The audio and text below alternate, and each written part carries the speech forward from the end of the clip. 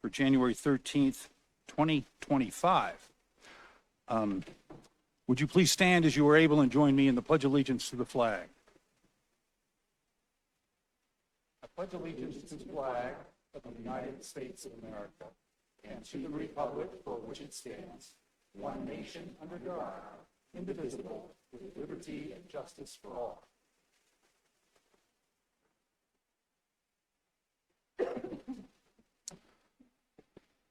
Thank you. Would the please follow the roll of the members?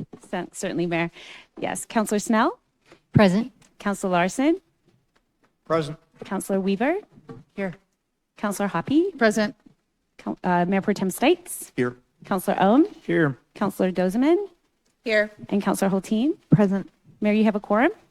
Thank you very much. Councilors, in your packet, you have study session notes from the December 2nd, 2024 study session meeting. You have City Council meeting minutes for the December 9, 2024 meeting and study session notes from the December 16th, 2024 meeting. Are there any corrections or modifications to be noted in the minutes? None seen. The minutes are approved with our thanks to the clerk. Are there any changes to be noted in the agenda for tonight? None noted, so we will proceed with the agenda as published.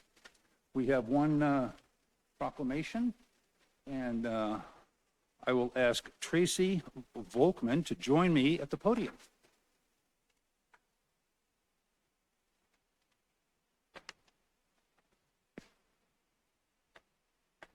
How are you? Thank you for joining us tonight.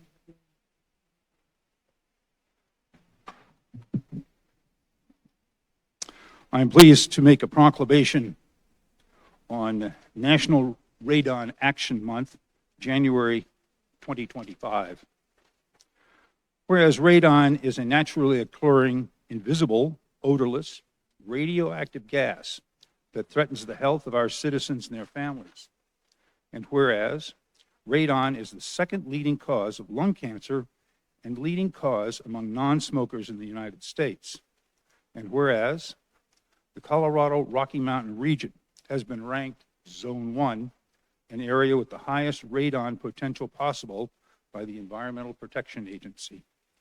And whereas recent residential radon testing has shown that more than half of Jefferson County homes tested as being at or above the U.S. Environmental Protection Agency radon action level of 4.0 PCI per liter, picocuries per liter of air, and whereas Jefferson County Public Health, the Colorado Department of Public Health and Environment, and the United States Environmental Protection Agency, and the American Lung Association are all supporting efforts to encourage Americans to test their homes for radon, have elevated levels of radon reduced, and have new homes built with radon-resistant features. Now, therefore, be it resolved that I, Bud Starker, Mayor of the City of Wheat Ridge, and the Wheat Ridge City Council, do hereby proclaim January 2025 to be National Radon Action Month in the City of Wheat Ridge, Colorado, and encourage all residents to contact the Jefferson County Public Health Department for a radon test kit and instructions on how to test your home for radon. Dated this 13th day of January, 2025. Thank you for being here. Would you like to say a few words? All right. Yes, I'm Tracy Volkman with Jefferson County Public Health. I've been working on the radon program for the past 6 years, and the City of Wheat Ridge has been one of our partners that always supports us in January. Again, we stress test your house. You won't know unless you test it, and it's so important and something that can be remediated and made all homes safe. So thank you so much for the City of Wheat Ridge and to all of City Council. Thank you so much. Thank you for your work on that. Thank We you. appreciate it. Okay, wait a minute. Come on back. We have a photo op. The mandatory photo op. So. Okay, thank you so much.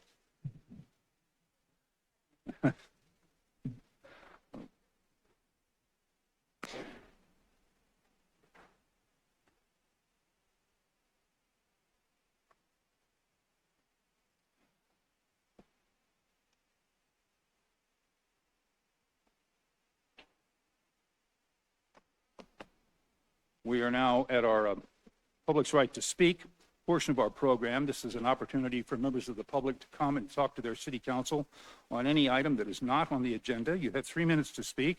We have some timing lights that are up here, and when the lights start flashing green, I think they'll gives you about a 30-second notice. They'll turn to yellow when you got about 15.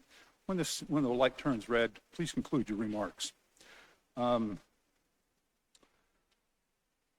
first speaker is Lee Cantu and Tyler Tate on deck. And if you would please, when you get to the podium, come to the podium and give us your first name and your last name. Please spell your last name for the record. And then after you start, we'll start timing. Is Lee Cantu here?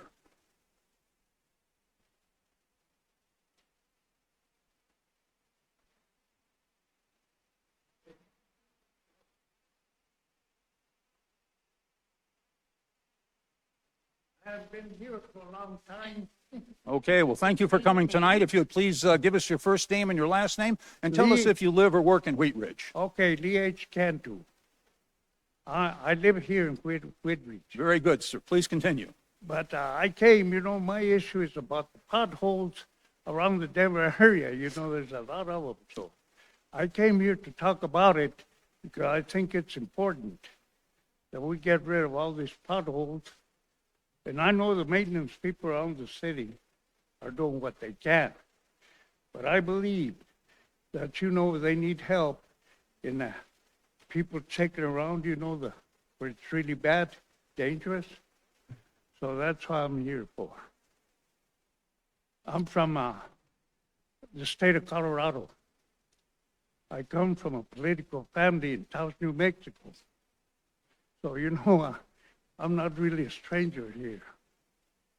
But I thought I'd come over here and state that fact over here that's happening in the Denver area. So I came here to acknowledge that. Well, thank you very much for coming this evening. Sure. And if I can help anybody here, with issues, I will. Okay. Well, thank you very I've much. been here a long time in Denver, 48 years. Okay, well, you're always welcome to come and address the council. Yes. Okay, thank you very much, sir. Okay, thanks. Have a good evening. We have Taylor Tate, the next speaker, and Jerry Tullio on deck. Thank you, Mr. Mayor. Thank you, City Council, for allowing me here today. Good evening, everyone. My name is Taylor Tate, T-A-I-T. I work for Congresswoman Brittany Pedersen, and today I just wanted to talk about some mobile office hours that we're going to be holding. We're holding mobile office hours in the Columbine Library in South Jeffco on this Wednesday from 3 to 5. So if anyone needs help with passports, the IRS, veterans benefits, Medicare, Social Security, or any federal agency, me and my team will be happy to help with those situations. We're also having a mobile office hours in Arvada at the Arvada Library on February 13th, also from 3 to 5 p.m. Thank you, everyone. Thank you very much, and please give our best regards to the Congresswoman. Thank you, sir. Our next speaker is Mr. Jerry DiTullio. Thank you. Jerry DiTullio, D-I-T-U-L-L-I-O. I'm here as Jefferson County Treasurer and a citizen of Wheat Ridge.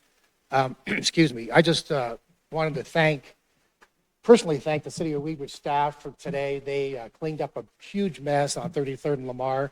Over the night, someone had dumped a large amount of trash and debris on 33rd and Lamar. It sounds like a minor issue, but it was like a dump truck worth of junk out there. And so I wanted to thank the Wheat Ridge Parks and Rec and the community services for their quick cleanup.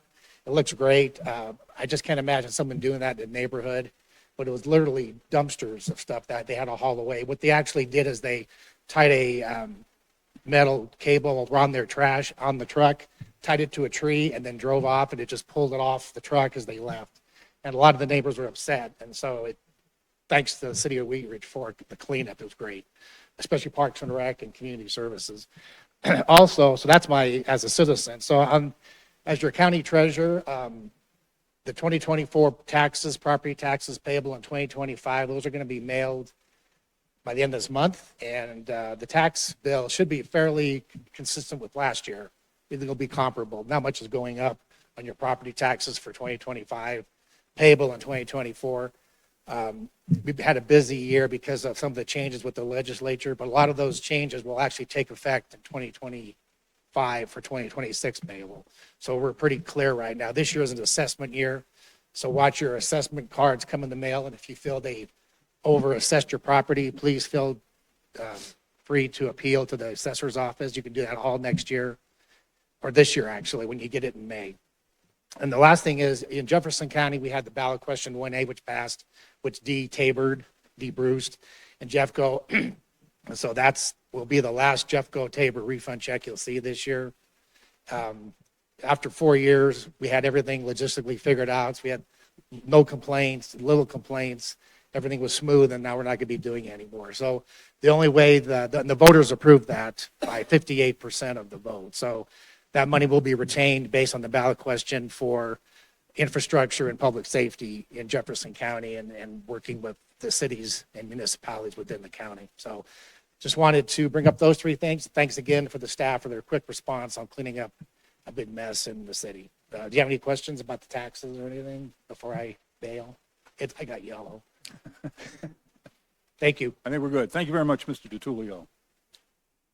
Okay, and I'll ask the city clerk, do we have anyone online that's signed up to speak?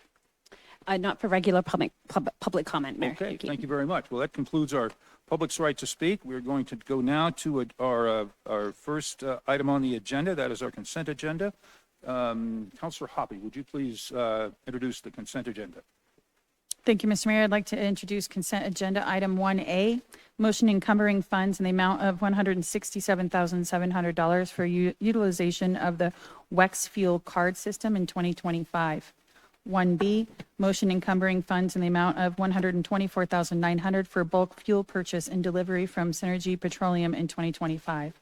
1C, motion to approve the purchase of salt materials for snow and ice control on city streets from Central Salt in the total amount not to exceed $135,000. 1D, motion to approve a custodial service contract and approve subsequent payments in the amount not to exceed $419,350. Excuse me, to S&B Confluence, doing business as Jenny King of Colorado, and approve a contingency in the amount of $12,000 as requested for unforeseen custodial expenses. 1E, resolution number 01-2025, a resolution amending the right-of-way maintenance services agreement with the TerraCare Associates LLC to accept 3% increase in compensation for 2025. 1F, resolution number 02-2025, a resolution approving the second amendment to an intergovernmental agreement establishing the Jefferson County Regional Crime Laboratory. 1G, motion to approve payment to Colorado Intergovernmental Risk Sharing Agency, CIRSA, for the 2025 property and casualty premium in the amount of $581,329.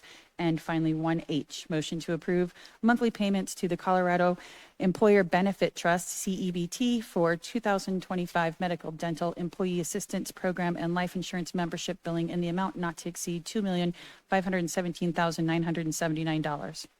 Thank you very much. Well done, Councilor Hoppe. I'll give you one second to take an air breath.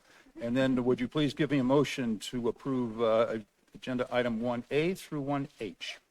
I move to approve the consent agenda item 1A through 1H. We have a motion and a second. Would the clerk please poll the council?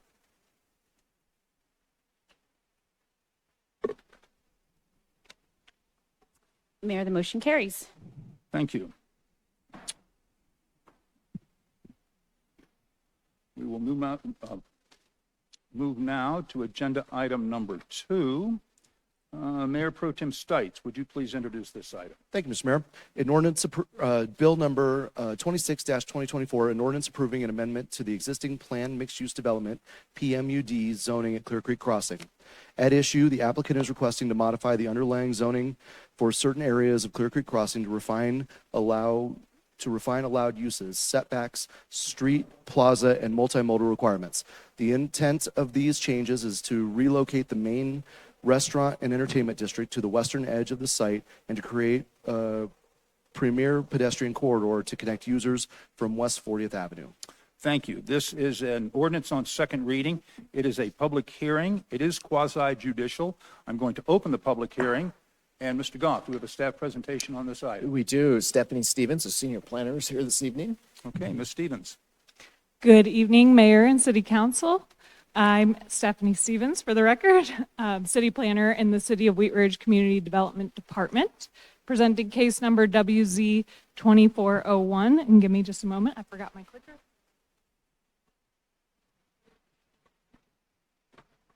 All right, so this is a request for approval of an amendment to the underlying zoning for certain areas of Clear Creek Crossing to refine allowed uses, setbacks, street, plaza, and multimodal requirements. The intent of these changes is to relocate the main restaurant and entertainment district to the western edge of the development and to create a premier pedestrian corridor to connect users from West 40th Avenue. I would like to enter into the public record the contents of the case file, the zoning ordinance, the comprehensive plan, and this digital presentation. This property is within the City of Wheat Ridge. All appropriate notification and posting requirements have been met, and therefore City Council has jurisdiction to hear this case. So Clear Creek Crossing is located west of Interstate 70 and south of Highway 58. Properties surrounding Clear Creek Crossing have a variety of land uses and zoning designations.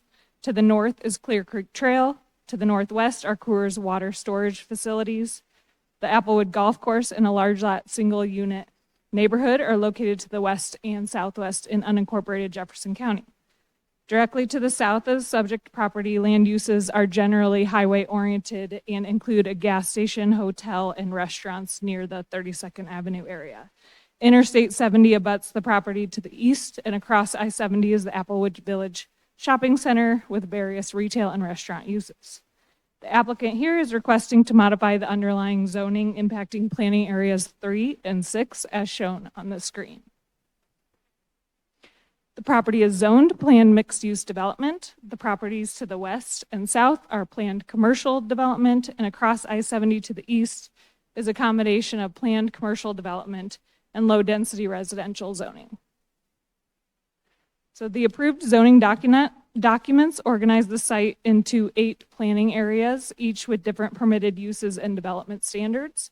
The master developer, Evergreen Devco, has worked to develop the site and identify tenants for each planning area. The zoning envisioned for planning area 3 as a walkable commercial area, including a mix of restaurant, retail, and entertainment uses across several buildings. With this amendment, Evergreen is proposing to relocate the pedestrian-oriented restaurant and entertainment district to planning area 6 on the west side of the development and further allow freestanding buildings with drive-throughs in planning area 3. This planning area is currently vacant with SDPs in for review for a Home2 hotel, a Bird Call drive-through restaurant, and Bank of America. Crossing Drive is planned to intersect this planning area extending to and through planning area 6 and be constructed concurrently with the development of these active applications. Planning Area 6 was envisioned to have larger format land uses such as large retail users, entertainment uses, and hotels.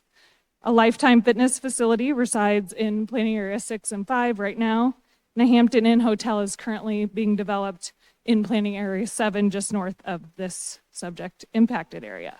SDPs were recently approved for a Primrose School and a Bonfire Burritos drive-through restaurant, also in Planning Area 6. The vacant site between Lifetime and Hampton Inn on the west side has an SDP in for review for what they are calling the Lookout Restaurant Corridor. Includes 3 buildings surrounding a quarter-acre park and plaza, and this amendment would allow it to become the premier pedestrian-oriented restaurant and entertainment space in Clear Creek Crossing. A trail connection along the west side is currently under construction, completing the gap in trail connections from 32nd Avenue to Clear Creek. Rezoning to a planned development in the City of Wheat Ridge involves a 2-step process. And for the subject property, the 2018 approval of the Outline Development Plan, or ODP, and Design Pattern Book comprise the first step. These 2 regulatory documents establish the allowed uses and development standards for the property and establish access configurations for vehicles, pedestrians, and bikes. The second step for development in planned mixed-use development zoning is the specific development plan for each building, lot, or phase. Several SDPs have already been approved at Clear Creek Crossing, and this request is applying to the ODP, so step 1 in the process. So the applicant is requesting to modify the underlying zoning to revise allowed uses, setbacks, or build to, in this case, street, plaza, and multimodal requirements impacting planning areas 3 and 6, with the intent of relocating that district, the retail pedestrian district, over to the west side, and in turn creating a premier pedestrian corridor, or what we've been calling Paseo, to connect users from West 40th Avenue to and through these planning areas. Now I'll walk you through these in more detail. So this slide shows the ODP document itself.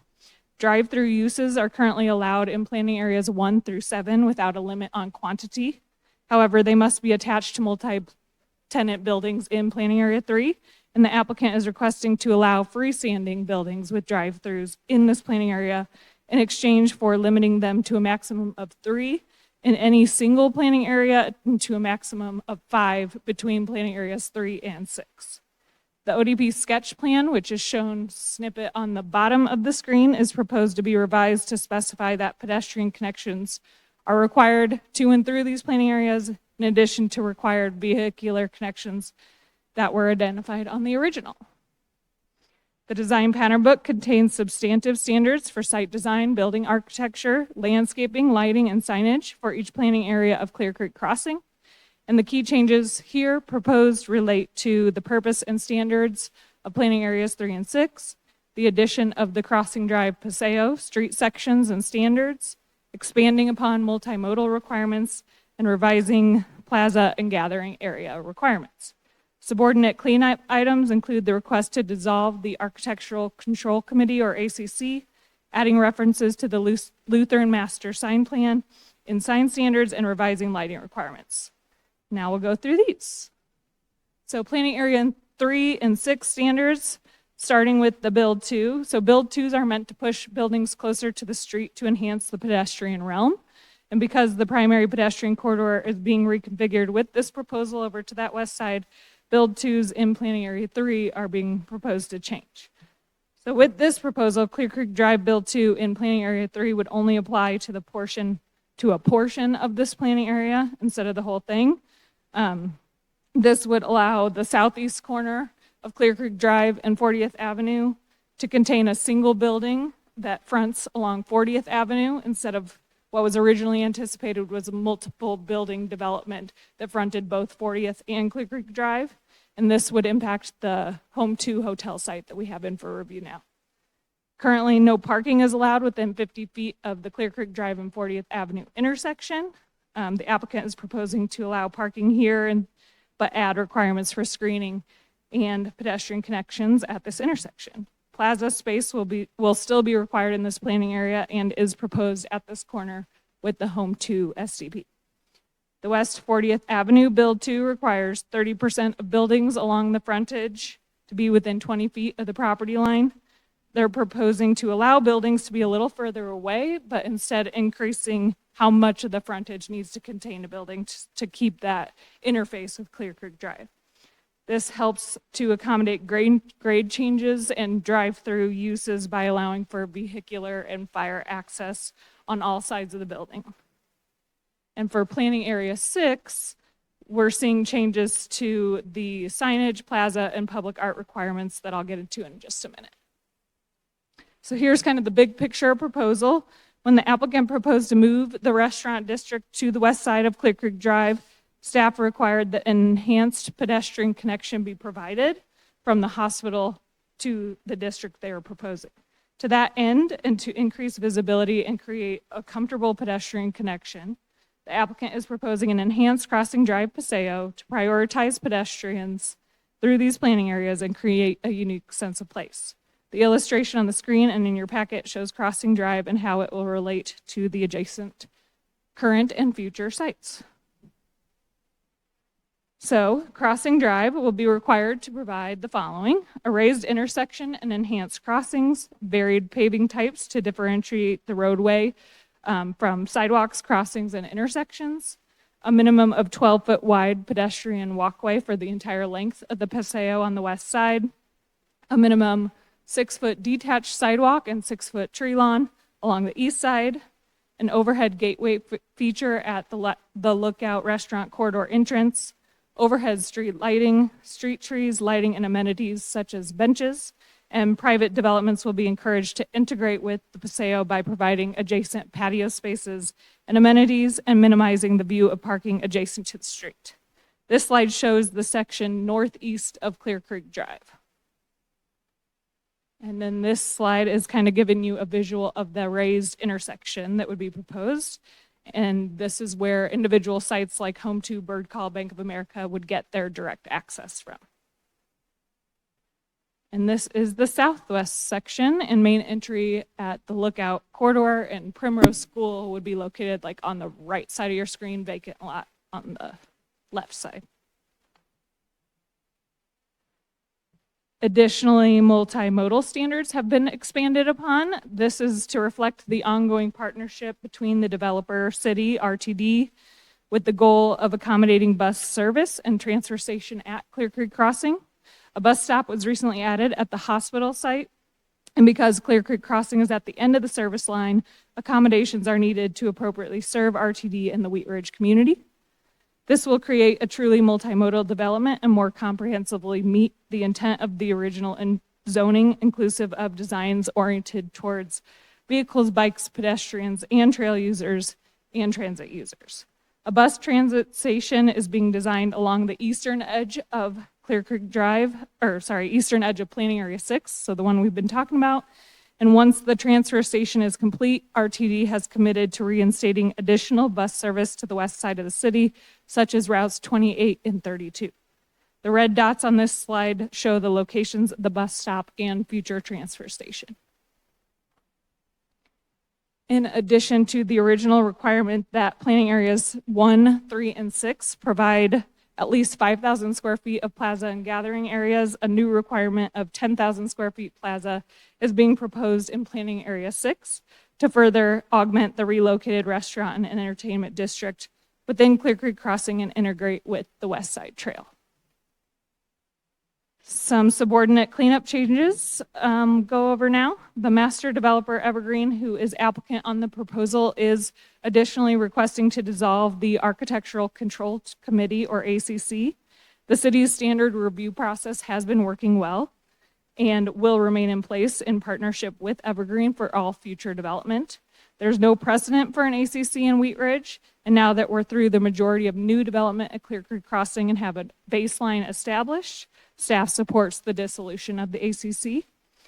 Next is references to the recently adopted Lutheran Master Sign Plan, which supersede design pattern book standards, so are just referenced here. Lighting minimums are proposed to decrease based on feedback on property lumen levels from surrounding neighbors and as well as best practice. And the document now looks a little bit different formatting wise than the original because it needed to be more user friendly, be able to find page numbers and such. So in terms of process, the request required a neighborhood meeting be held prior to the application being submitted, and that took place in January of 2024 with 10 members of the public in attendance. This application was also sent on referral to service providers, and there were no concerns. And before the hearing, the property was posted for 15 days, and letters were sent to property owners and residents within a 1,000-foot radius, and the project was posted on Wheat Ridge Speaks, and no comments came in. Planning Commission recommended approval on November 21st, and City Council will be the final decision maker on the request. So with this, staff finds that the zoning promotes the health, safety, and general welfare of the community and will not result in a significant adverse impact on the surrounding area. The change in use and standards does not affect the demand on public infrastructure.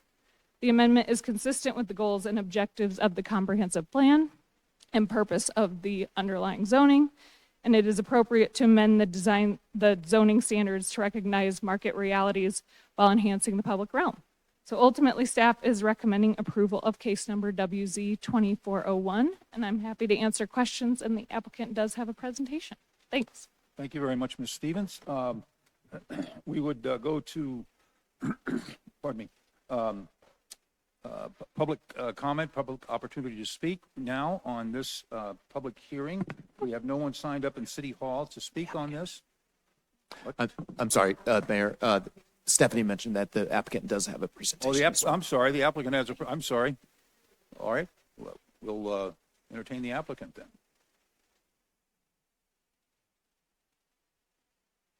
Sorry, I got ahead of you. Would you please please give us your name and spell your last name, please? All right, yeah, my name is Derek Liss, L-I-S. And yeah, Stephanie did a wonderful job outlining everything. I'll try to breeze through my presentation and not duplicate as much as possible. So yeah, as I said, my name is Derek Liss. I'm with Evergreen Development Company. And we're happy to be here to present this overall development plan Block 2 amendment. Let's see, so Evergreen and City of Wheat Ridge have, in my opinion, done a great job in partnership on Clear Creek Crossing since 2016. This is a 110-acre mixed-use site that has had a lot of challenges, and we're really proud of what we've built so far and really excited about the upcoming development and getting it completed here in the next few years. Evergreen just celebrated its 50-year anniversary. So we've been around for a long time and completed over 700 projects, and majority of them in the Southwest in Colorado, Arizona, Utah, and California. We do retail, multifamily, and now industrial projects. So we've got a long track record of success. And this is a somewhat recent aerial, and to date at Clear Creek Crossing, obviously the Intermountain Health Hospital is now open and a huge anchor there on the northeast corner of the project. We've completed 2 separate phases of multifamily. First the Clear Creek Apartments, and then most recently the Outlook Table Mesa. And then on the southwest corner is Lifetime Fitness. And then moving to the southeast corner, we've got the Maverick, used to be Come and Go, and then Dutch Bros, along with Foothills Credit Union. So we've kind of completed the outer circle and now are really honing in on kind of the middle part of the project, and really excited to bring an entertainment and restaurant destination for the city, the region, and the neighborhood for everyone to enjoy. So this ODP amendment came about as we previously were planning our Harvest District or Harvest Village development on the vineyard area there on planning area 3. It did not come to fruition. It just was not met correctly with market forces. So we felt moving it to the west and creating a public park that could overlook the pond was a better use. And the market proved it right, as we've had a lot of substantial interest and some great users planned for this, what we're calling the Lookout. And a lot of this is what Stephanie went over, but Crossings Drive is going to be our main connection now between the hospital and the Lookout. And we're really excited to bring this kind of Paseo pedestrian experience to connect the walkability of Clear Creek Crossing. This is the kind of the raised intersection in the middle of Crossings Drive. So we feel like with the elevation change and the change in materials, this is going to really slow traffic down. This area is not meant to be a shortcut for traffic, and really mindful of pedestrians. And the highlights on Crossings Drive will be a repeating pattern of colored concrete and banding, the 20-foot wide sidewalks with at least 12 feet of clear sidewalk. Is going to be a big wide width for people to make this path. Everywhere else in the development, it's a 6-foot detached sidewalk, so it's going to be quite a bit bigger. The raised intersection and enhanced crosswalks will provide easy and safe access to all of the adjacent businesses. And then the overhead lighting that provides a unique nighttime experience.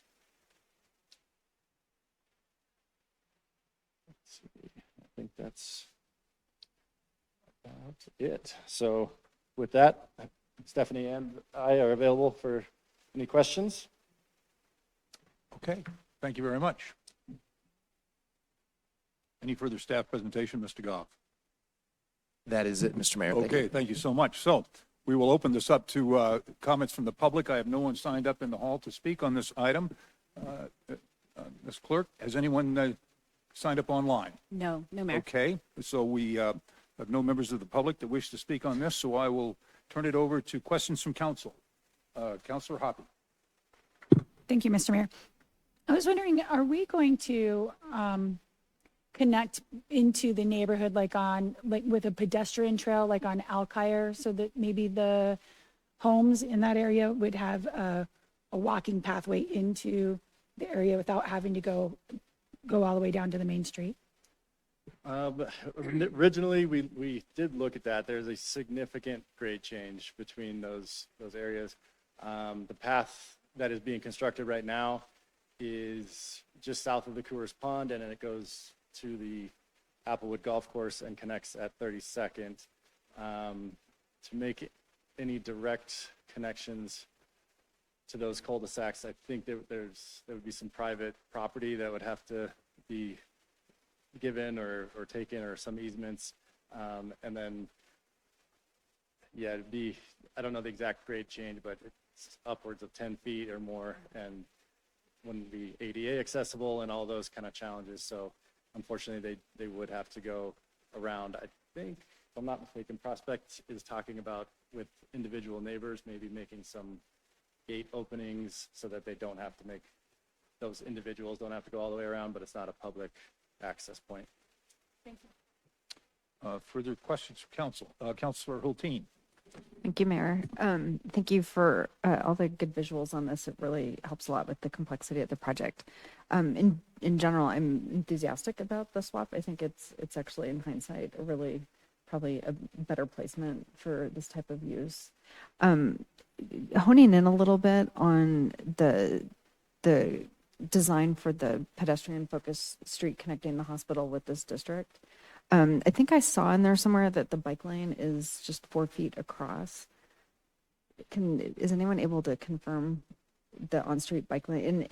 In my understanding, there's on-street bike facilities just on one side of the street, and then the other side of the street is a 12-foot multi-use facility.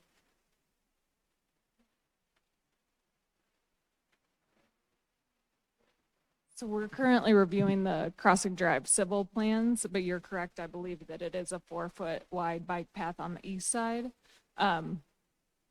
We can look at the cross sections, but I think that's the most we could get. We tried to use the land area that was originally founded for what was going to be that Harvest Village retail district. So we've stayed within those tract boundaries and using what we can within there. So I think we're going to have to keep to the 4 feet and then allow for bikes to be using the multi-use paths that are 12 feet wide.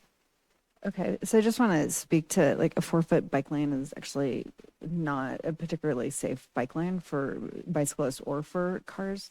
It forces the bicyclist into the gutter. And so bicyclists is going to, by nature, want to ride on the outside edge of that lane. So the minimum standard recommended by AASHTO and NACTO is 5 feet for that type of bike facility. And I think given that this is in close proximity to heavily used regional trail and anticipating quite a bit of neighborhood traffic on bikes, I think we want to make sure that that's usable and accessible. And a conversation that's come up in the context really was the west of Kipling 38th Avenue plan, but recognizing when we don't provide the on-street bike facilities on a portion of the road, then the default is to go onto the sidewalk. And in the era of e-bikes, it makes for an unpleasant pedestrian environment.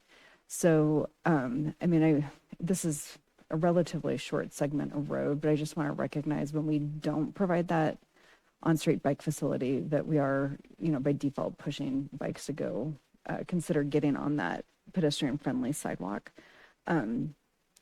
So to that end, what is the speed limit that is being considered to be set? It sounds like that's still being contemplated. It is a private road, Yep. not city right of way, and it's not very far, so I think 25 makes the most sense Okay. in that area. So I would, as the engineering is going through on this, just really taking under consideration the passage of both people on foot and people on bikes, the increased use of e-bikes, and in designing the road so that, in that short passage, we can set a speed limit, but the design of the road really discourages fast travel through there by cars. But I really appreciate that it's being considered. My second question, and I may be beating my colleague to this, but did you contemplate doing a roundabout in that intersection where it crosses with Clear Creek Crossing, the main road? Where it crosses Clear Creek Drive. Yeah. Not really. That was part of phase one that was constructed 2-3 years ago, and we really didn't want to obstruct anything or build anything new that the traveling public has already gotten used to. Okay. Well, There will be a roundabout though at the lookout. So as you continue west, it enters through a roundabout to get to that restaurant corridor. okay. Okay, great. Thank you so much. Thank you. Counselor Larson. Thank you, Mayor. And my question is very similar in terms of getting around this from here to there. If you'd put either the site plan illustration or that photograph you had I thought that was pretty good. And because that will help me kind of zero in on the area I'm talking about. Most of what I'm thinking of, though, has to do with service access and deliveries and trash pickup and that sort of thing. And looking at there you go, the road that will, if you continue on West 40 at the intersection and continue straight, will that be simply a service road, or will there be automobile access to that as well?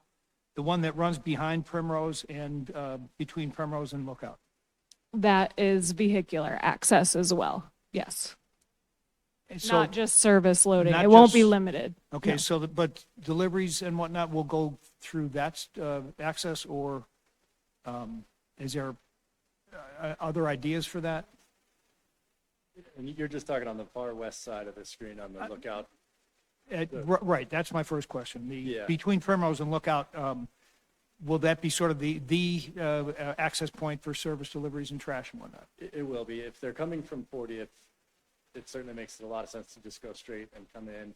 If they're coming from the south, they would use Clear Creek Drive and then turn left on either Crossing Drive or continue north to that service drive.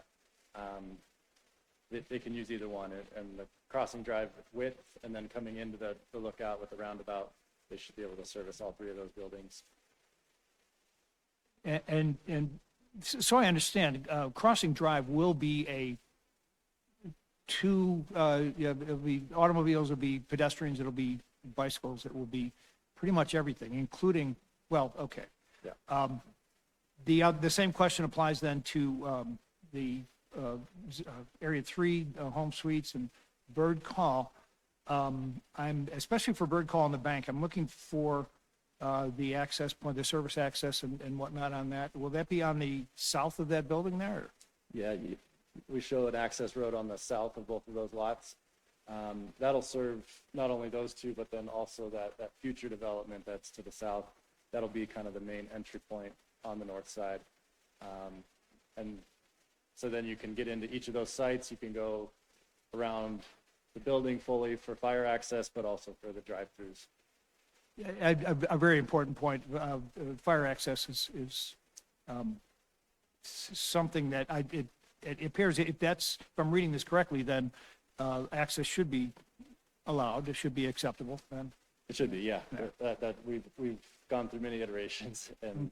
Okay. And then the last question on that same thing, going back to the drive, the unnamed drive between Primrose and the Lookout, will that continue on past or through the Lifetime lot? Yes, and that is existing today. It goes all the way from where it's showing a signalized intersection all the way south of Lifetime and comes back out for Clear Creek Drive. It runs all the way to the south then? Okay. Okay, great. Thank you. Thank you. Counselor Ohm. Thank you, Mayor. Question for staff. It looked like there was a modification to add back in drive-throughs. And I don't know what the word for it was. Before it sounded like it was like an attached drive-through, and now it's detached drive-through.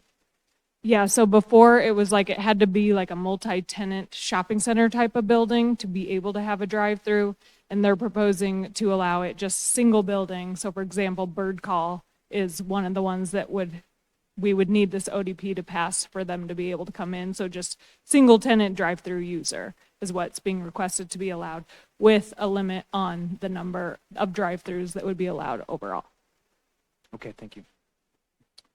Thank you. Counselor Snell. Thank you, Mayor, and thank you for this presentation. Just to clarify on the RTD transfer station, is the thought or the plan so far to have that constructed simultaneously with the other construction, or will that be afterward? So it is in design stages right now. Some of these applications are a little bit further along, such as Primrose. So we'll probably see Primrose School be developed and then the RTD station come in a little bit after that, but pretty close to concurrent.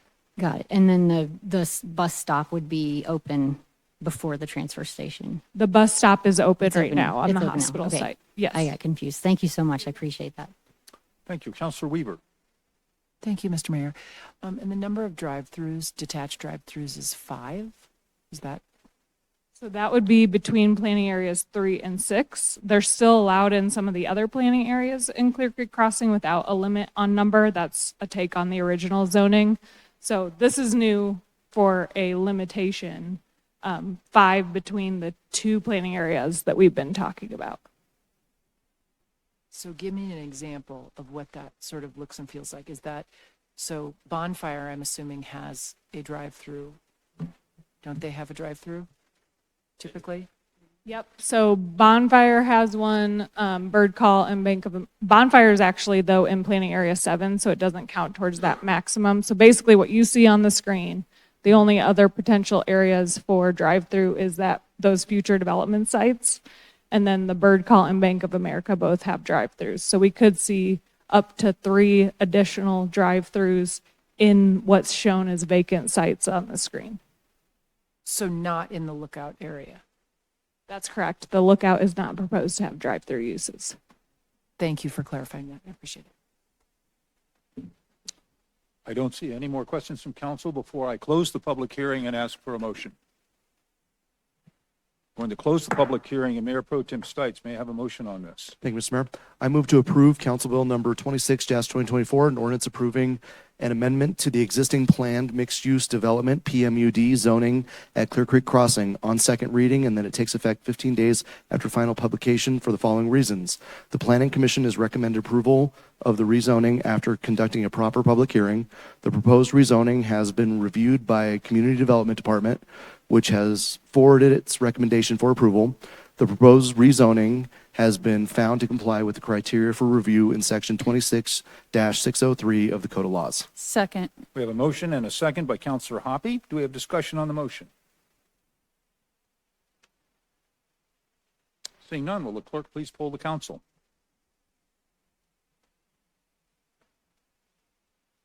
All ayes, no nays. The motion carries. Thank you very much. Appreciate your presentation. Thank you. We will now go to agenda item number 3. Councilor Snell, would you please introduce this item? Thank you, Mayor. This is Council Bill number 27-2024, an ordinance amending Chapter 26 of the Wheat Ridge Code of Laws concerning regulation of natural medicine services and healing centers. At issue in 2023, the Colorado General Assembly approved the Colorado Natural Medicine Act, creating a regulatory structure for natural medicines and the operation of licensed healing centers. Under the act, the city may regulate the time, place, and manner of healing centers licensed by the state, but the city may not prohibit the uses entirely. This ordinance allows healing centers in the city's commercial, industrial, and mixed-use zone districts in a manner similar to medical offices. The ordinance also memorializes the state enacted separation from schools and daycares. Thank you. This is an ordinance on second reading. It is a public hearing. It is not quasi-judicial. I'm going to open the public hearing. And Mr. Goff, do we have a presentation on this issue? We do. Our city attorney, Mr. Dahl, will do this tonight. Mr. Dahl. Thank you very much. The reading of the issue covered a fair amount of what I would want to tell you. The 2023 Act by the General Assembly did set up this structure that includes a state license. And, pardon me, there is a state licensing agency that's now in place. It's been promulgating regulations, and it's allowed now to start issuing licenses as of the first of the year. So it's important that the city be in position with respect to its zoning restrictions. That's because the state statute says that the state may not issue a license for a location that's not allowed under local law. And so it's important that we get this local law in place to say where healing centers are allowed in the city. As the council knows, at study session, you had, I think, a really good discussion about what are these centers really about, and how do we care about them, and do we care differently than we would care about them if they were medical centers?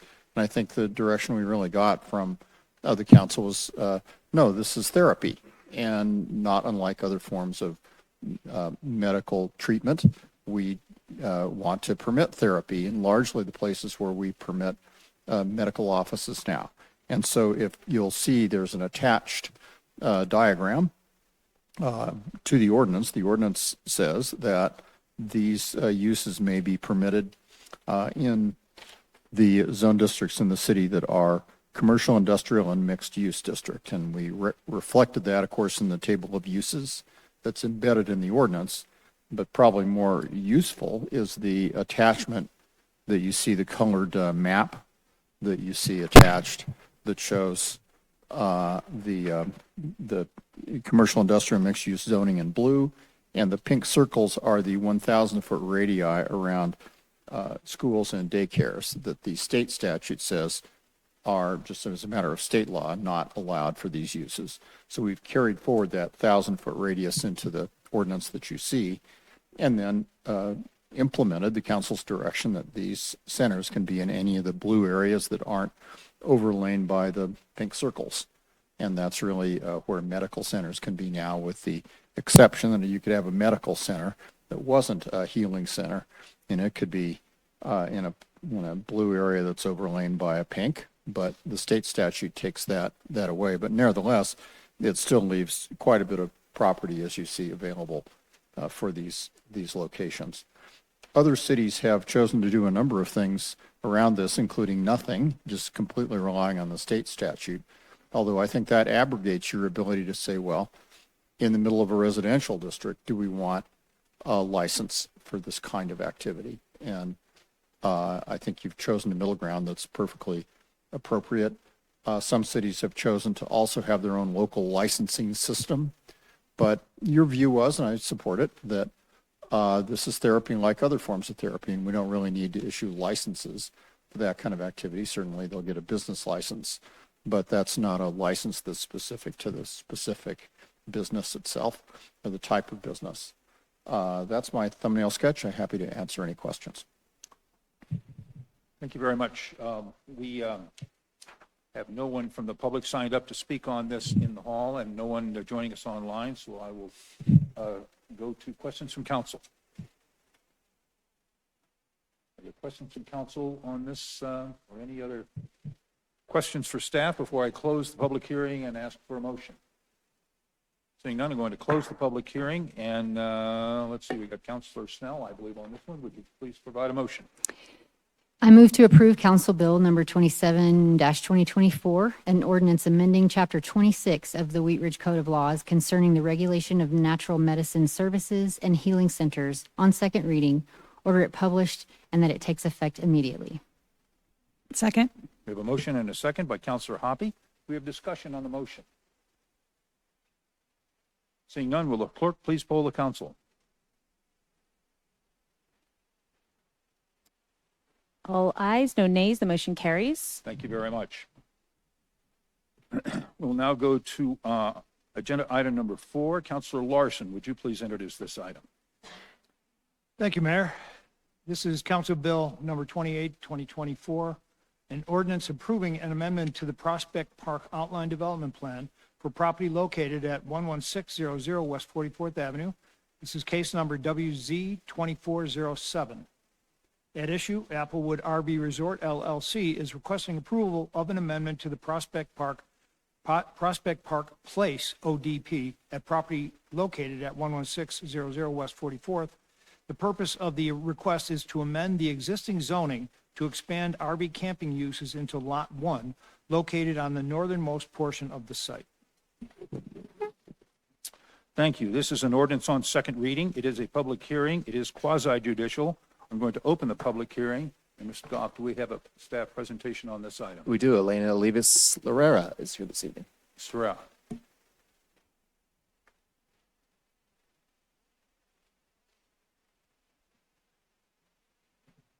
Good evening. My name is Elena Olivas Loera, and I'm a planner with the City of Wheat Ridge Community Development Department.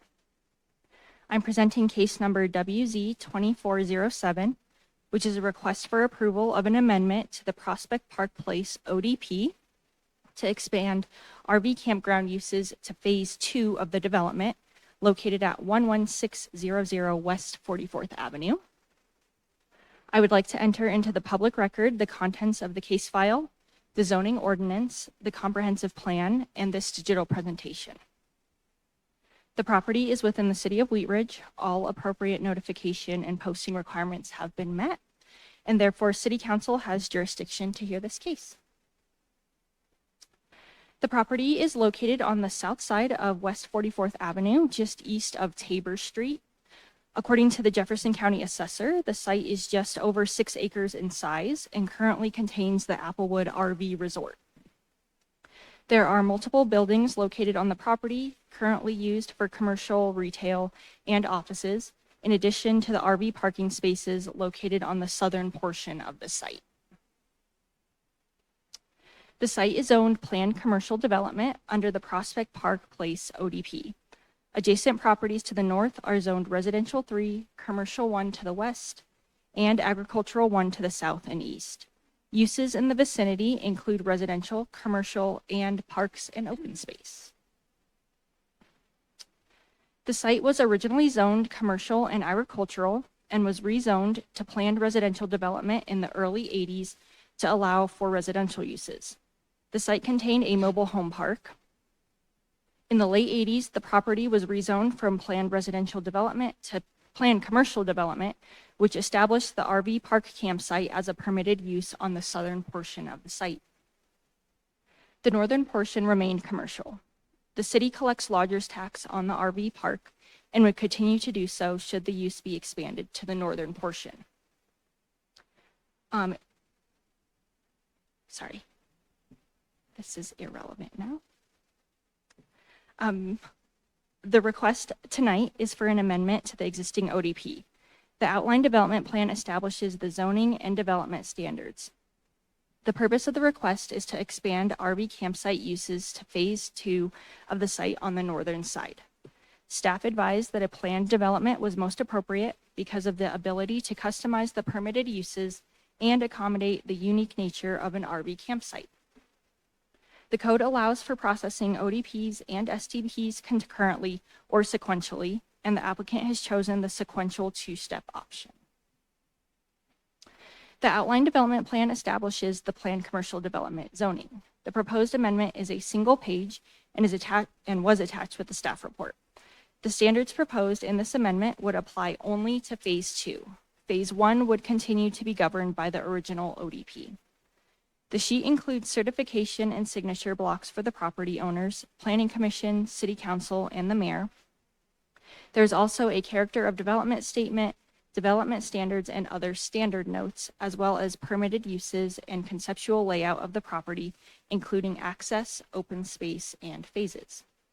The ODP depicts the site broken up into 2 separate phases. Phase 1, which is the southern half of the site, was originally entitled in 1989, and this phase currently contains RV campsites. No changes are proposed in Phase 1, and it is proposed to remain as is. Phase 2, which is the northern half of the site, contains the main entrance onto the site and is situated along West 44th Avenue. The existing commercial buildings and the house on the north side are proposed to be demolished, and the site is proposed to be redeveloped for more RV campsite spaces. One building along the western property line is proposed to remain to be converted for restroom facilities. The applicant submitted a preliminary traffic letter from a traffic engineer with the ODP, which our engineering department reviewed and used to determine if a full traffic study would be required with the future SDP application. The letter stated that with the removal of the existing commercial buildings and the addition of the RV parking spaces, the adjacent roadway network would not be negatively impacted and the overall number of trips would be reduced. This table summarizes the development standards that are proposed in Phase 2 with the amendment. The proposed development standards are a combination of existing standards listed in the original ODP and new standards with the proposed land use in mind. The standards proposed with this amendment will apply only to Phase 2 of the site. The intent for Phase 2 of the site is to use it for RV camping sites, and most of the existing buildings on the northern portion of the site are planned to be demolished. The setbacks proposed are in order to ensure that the building that will remain on the site will be in compliance with the development standards of the ODP. The lot coverage accounts for the existing building that will remain and also provides a small amount of flexibility should a new building be built, though no new buildings are proposed as part of this project at this time. In all other areas, the project is proposed to comply with the zoning code, including lighting, fencing, and signage. This is a zoomed in and annotated version of the sketch plan within the amendment. The main entrance will remain unchanged to the northeast. Along West 44th Avenue, there will be a substantial 20-foot wide landscape buffer, which would include a 6-foot tall fence to provide some screening from the street. The proposed areas where the RV park spaces would be located are called out in the white areas. One-way paved roads would provide internal circulation around the site. The small building located on the west side is to remain and be converted into restroom facilities, and visitor parking spaces are proposed just in front of the building. The existing RV campsite on the south side will remain. We use several criteria to evaluate zone change requests, which includes consistency with the comprehensive plan. A full analysis of the criteria for consideration of the zone change were provided in the staff report. The neighborhood's designation encompasses this site and a majority of surrounding properties in the vicinity. Additionally, the site is located along a neighborhood commercial corridor. The proposed ODP amendment is consistent in addressing the neighborhood revitalization designation where the property is being invested in. The proposed amendment would allow for the site to become cohesive in use, would help facilitate the removal of existing aging buildings, and increase curb appeal through site improvements and increased landscaping. The proposed use on Phase 2 of the site, which the proposed amendment would enable, would help achieve the goals of the neighborhood commercial corridor designation by providing a mix of diverse uses on the corridor. The ODP reflects allowable uses, development standards, and architectural requirements that help with economic growth, promote quality design, balance compatible land uses, and retain community character.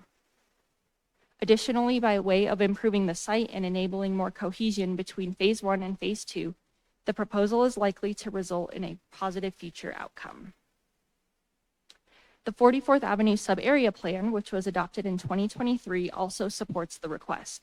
The plan calls for the area to be residential with a mix of housing types as a priority as described in Strategy B2. Strategy D1 designates the area as a potential recreational tourism destination, and this particular goal within the plan would be further supported by the presence of the RV park. In response to additional questions that we received ahead of the Planning Commission hearing back in November, the 44th Avenue Sub-Area Plan included both an extensive traffic analysis and crime analysis for the 44th Avenue corridor. The traffic analysis determined the need for a new signal and pedestrian crosswalk at 44th and Tabor, which are on the 2J list and will be installed. The crime analysis did not identify this site as being in the top 5 for crime or safety concerns between the years 2014 and 2022. As a requirement of the zone change process, a neighborhood meeting was held on November 1st, 2023 via Zoom. 2 members of the public attended this meeting.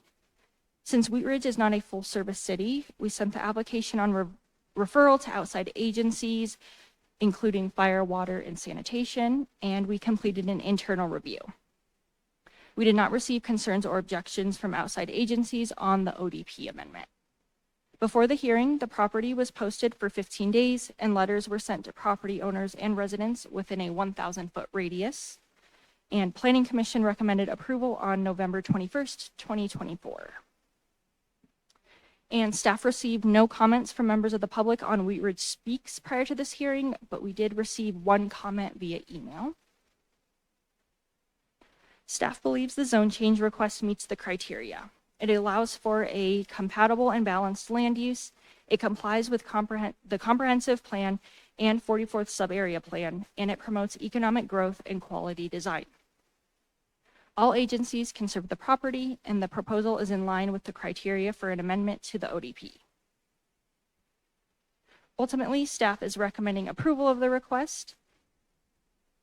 And that concludes my presentation. Thank you. Thank you. Nothing further, Mr. Goff? No applicant presentation this evening. No, the applicant is available for question and answer, and then I can pull up, he did provide some exhibits that might be helpful depending on what your guys' questions are. Okay, thank you very much. I have several members of the public that have signed up to speak on this. Our first member of the public to speak is Janice Thompson. If you'd please come to the podium and give us your first name. If you'd please spell your last name for the record and tell us whether you live or work in Wheat Ridge. My name is Janice Thompson, Thompson, and I live in Wheat Ridge, and I'm in this area. One of the interesting things about this piece of property, the house, I think you said the house was going to be torn down. Is that correct? Yes. Anyway, I hung out at that place a lot. And, but years ago, when my friends moved into that house in 1949 or 1950, there was a big sign over the driveway, and it said "West a Ways." And it was thought that this might have been one of the stagecoach stops for the, the property, the land, maybe not that house. But anyway, that's interesting. The reason that I'm here is I was just curious about the landscaping and stuff. Fruitdale has been trying to improve the area there, and the house helps block a lot of the hodgepodge different kinds of campers, RV campers that are back there. And so I was glad to hear that you're doing extensive landscaping to the front. I wish that you could put a berm up and have your fence a little higher to cover up the rooftops of some of the RVs. But anyway, if the land can be improved, that would be good. And I would just ask for a lot of landscaping in the front like they have over at the townhouses over at 44th and Tabor. It would really improve it. And then I do have a question. The people that are using the park and everything, I think it's exciting, but the land to the east, that seems to be where people are going through to get to the park, and I don't know if that's private or not, but it would be nice if they had some kind of a sidewalk or something for access getting to the park. But anyway, it's there, and I'm glad that there's some improvement coming to the area. So thank you very much. Thank you. We have one person signed up to join us online, John Douglas. Mr. Douglas, if you can hear us, please unmute yourself and introduce yourself and speak on this item. Okay, I am here. Can you hear me? Yes, sir, I can. Thank you. All right. Hi, Mr. Mayor, council members. I appreciate the opportunity to be here. I am here as the general contractor that would be doing this project. I'm only going to be here for answering if there was a specific question pertaining to that. We do have an engineer, I believe, that is in-house there this evening. And if there's any questions about that, he can entertain those ideas. But I am here if there are any questions. And And Janice Thompson, I just wanted to address her comment about the landscaping and things. That's exactly what we're doing, though. We are going to make that very nice out front with the landscaping, and yes, the older home that's out in front is going to be demolished, and those buildings that were the old retail buildings are coming down also. So that's going to actually beautify that, and I believe fit in your master plan along that 44 corridor. So with that said, I'm just going to sit back and listen, and I appreciate you guys listening to what we have to say. Thank you very much. Okay, that concludes the public comments that I have on this item. I will open it up to questions from council. Councilor Weaver. Thank you, Mr. Mayor. I just had a question about, well, I have two questions. How many people does the RV park currently serve, or how many overnight stays are possible currently on the existing site? I will defer to either Jonathan. Do you know the answer to that? How many current RV spaces there are at the park? Current, I do not, but on the proposed, on that north side there, I believe is 32. Is David, Lena, is David in there with you? Yes, yes. Okay, he may have that information. I don't have it with me. If you would please come to the podium, and if you would please introduce yourself and give us your last name for the record, please. Yes, hi, my name is David Tyson, last name spelled Theisen. Civil engineer on the project. And yeah, the total maximum was 32, but I think we're actually going to only be closer to 30 on the proposed units. No changes to the existing. How many currently existing are? So what are the existing and how many are we adding? I don't know that off the top of my head on the existing. It wasn't part of the scope of this project. Okay. We were looking at the redevelopment of the northern portion. Okay. Well, I guess my question has to do with whether this falls, because that's, if just looking at the size, and it looks like the lower side's a little bit bigger, and if you're going to put 30 on the top, then there must be at least spaces for 40 or 50. Does that kind of look right from that picture? So that's almost what, 80-ish, 80 to 90 spaces. Does this begin to fall under our lodging, and like, when does it become a hotel? And I'm looking at our chief of police actually. Would this apply to the hotel policy with calls and things like that? Because I'm just thinking that this is considerably bigger than an RV park of 40 or 50 spaces is one size, and going up to more of 100 spaces just makes it a slightly different size. So I'm just kind of curious if we're prepared, or if we've thought about this being more of a hotel type space at this point, and if it would fall under, if we have issues with crime and calls and things like that. Am I making any sense? Yeah, it's a good question. Okay. I think Mr. Dahl's looking up our hotel licensing ordinance. Or maybe we- the rest of you don't think it's an issue. I'm Yeah. just a little concerned when we're almost doubling the space We of an, currently don't treat it as a hotel, but right, I understand. with the expansion, I don't know if our ordinance addresses a specific use like this, that it should be under the hotel licensing ordinance. I don't know if we can find that right now, but if there's more questions, we'll continue looking. But Just it's a curious if it's question something noted. we should be thinking about. Thank you. All right, we'll give Mr. Dahl a little chance on that. In the meantime, we'll go to Councilor Ohm.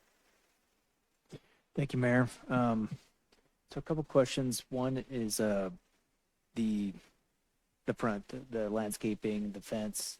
So could you tell me, like, how tall is the fence? How far is it set back from the sidewalk? Is there going to be landscape in between the fence and the sidewalk? Yes. So the total landscape buffer is going to be 20 feet wide. And yes, so there will be, I don't know if I have the exact measurement, but the fence will be set back a little bit from the sidewalk. And then there's going to be landscaping in front of that fence on the back of the sidewalk. Okay. And the fence is proposed to be 6 feet tall. That's the maximum that our code currently allows for fences. And I would assume some type of solid fence. Yep. It'll be an opaque wood fence. Okay. And then the one question that was brought up is because of the proximity to Prospect Park on that southeast corner, it sounds like there's a social trail right now. Is that something that the owners want to kind of enhance, or they just want to keep it closed off? Or it looks like it's really close to the existing Prospect Park Trail. Do you have an answer to that, or Jonathan, about? This is off the property to the Southeast corner, southeast, yeah. Yeah, I don't think that was discussed or anticipated with this as part of this project. Okay, that's all I had. Thank you. I'm still on speaker here. Can I make a comment real quick? Yes, you may. I just got the number for the proposed and what total of existing. The total existing are 71. That's with the 30 proposed for this north side here, this north part. There was a question about how many spaces were there. Thank you. Thank you. Mr. Dahl? Yes, I can answer Councilmember Weaver's question. Our hotel motel licensing scheme defines hotels, and it would not include what's going on here. The hotel under that licensing scheme is defined as a transient lodging establishment renting individual rooms for temporary occupancy. What's being rented here are not rooms, and instead are spaces for the parking of vehicles that people could then live in. This hotel licensing scheme could be broadened to cover that, but we would need to amend it to do that.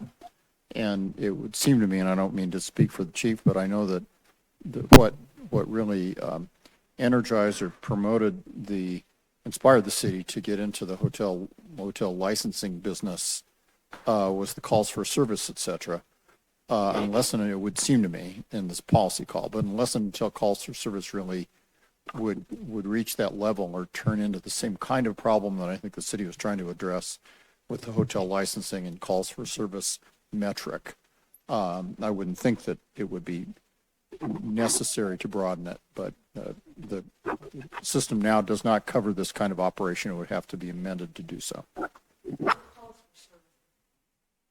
Yes, it's calls for service that prompts an issue with your license as a licensed hotel. We would not even, that system doesn't even apply to this operation because it doesn't fall within the definition of hotel. Yeah. If I could add to that, I just asked the chief, we don't really have a high level of calls for service to this RV park currently, no more than any other business. And police department treats the individual RVs as individual homes, essentially. So, so it would be enforced as we would as in a neighborhood currently. Councilor Larson, did you have a question? Okay. Be very brief here. The commercial building that fronts 44th Avenue, is it occupied now? John, do you know the answer to that? It is not occupied now. Okay. And there's no plans to lease it out in the future? The commercial building on the front will be removed. Okay. That's what part of the proposal is, that and along with that existing home that was up there. Okay. And I don't, yeah, that property, as everybody knows, has it couldn't seem to keep a tenant in place there, and you'd drive by, and every time you'd go by, there'd be somebody different there, and that's just the way things work. My other question, though, is just if you could sort of confirm for us the infrastructure, the water and sewers, and whether it's probably not a septic. What sort of facilities are in place now, and will there be adequate to handle the addition of 30 new spaces? Yes, so it is currently on water and sewer. So no septic, nothing like that. We did send this proposal on referral to those external agencies, and they didn't have any issues at this time. We still have to go through the SDP process if the ODP amendment gets approved. So we will be re-referring the specific plans out to those agencies. And if there are any upgrades that have to be made, then that would be between those agencies and the applicant during that process. Great, thank you. Councilor Hoppy. Thank you, Mr. Mayor. I just want to ask, the restroom facility that's going to be built, Will that be a restroom facility that is off, like what you see at kind of like KOAs? It's restroom, shower, and laundry, or is it just a restroom facility? Jonathan, can you answer that question? Yes, that's going to be a full facility there for the not residents, but the RVers. Thank you. Counselor Hulteen. Thank you, Mayor. To Councilmember Weaver's point, this is a unique use of a site in our city. So two questions I have. One is there a dumping station as part of this project, or are we aware of where the closest dumping station is? You're talking about the RV dump station? There currently is one. The plan is to remove it with part of the demo work. And then there would be connections for each one of the RVs to have their own. Okay, great. And then is there any accommodation on the site for people to curb their pets? Is there like any like dog area or lawn area for people with pets? Because I know a lot of RVers travel with their pets. John, do you want to chime in on that one? I do not have an answer for that, but I think that, well, with the other, I've been to several of the other parks that the applicant owns and operates, and they all have dog parks or areas that the pets can run with, and they can walk their dogs mainly. Okay. And I'll add to that, with the intent with the 20-foot wide buffer was for the portion that's on the south side of the fence internal to the site was meant to also function as an amenity space for folks who are traveling with pets as well. So. Okay. All right. Great. Thank you. Okay. Any further questions? I had one. Are most of the tenants in this park, are these people traveling around the country that stay for a couple of days or a week or so? Or I noticed that there was a 90-day limit, and do we monitor that as a city to that this doesn't sort of turn into quasi-permanent housing? John can probably answer this better than me, but I've been told there's a whole mix of people. Some people come for a month, some people come for a day, but maybe John could give a little bit more. Yeah, a little bit further. There's a lot of work going on. Colorado, Wyoming, a lot of South Dakota, a lot of areas, and we do have a lot of work campers workers that come through and camp. They travel the country. They're specified in their occupations. They could be a welder, they could be a carpenter, concrete guys, but they come in and they work on a project. And so, will they be there for a couple months? It's a possibility depending on the construction. But they literally work with the general contractors, and they come in, do their project, and leave. It's not set up for long-term residents, no. So are they turned out after 90 days? That I don't have the number on. I don't know that. That's something that in the operation of the applicant. Maybe I don't know if they've got an answer for that or not. I can get back with you here in just a second, I believe. I believe that was in Elena's presentation, and one of the slides said it was a 90-day stay, and it is. We just didn't know who was monitoring it, I think was the question, Mr. Mayor. I think the slide said the property owner monitors that. The city does not. Okay. Okay. Yeah. Okay. Thank you. Good. Thank you.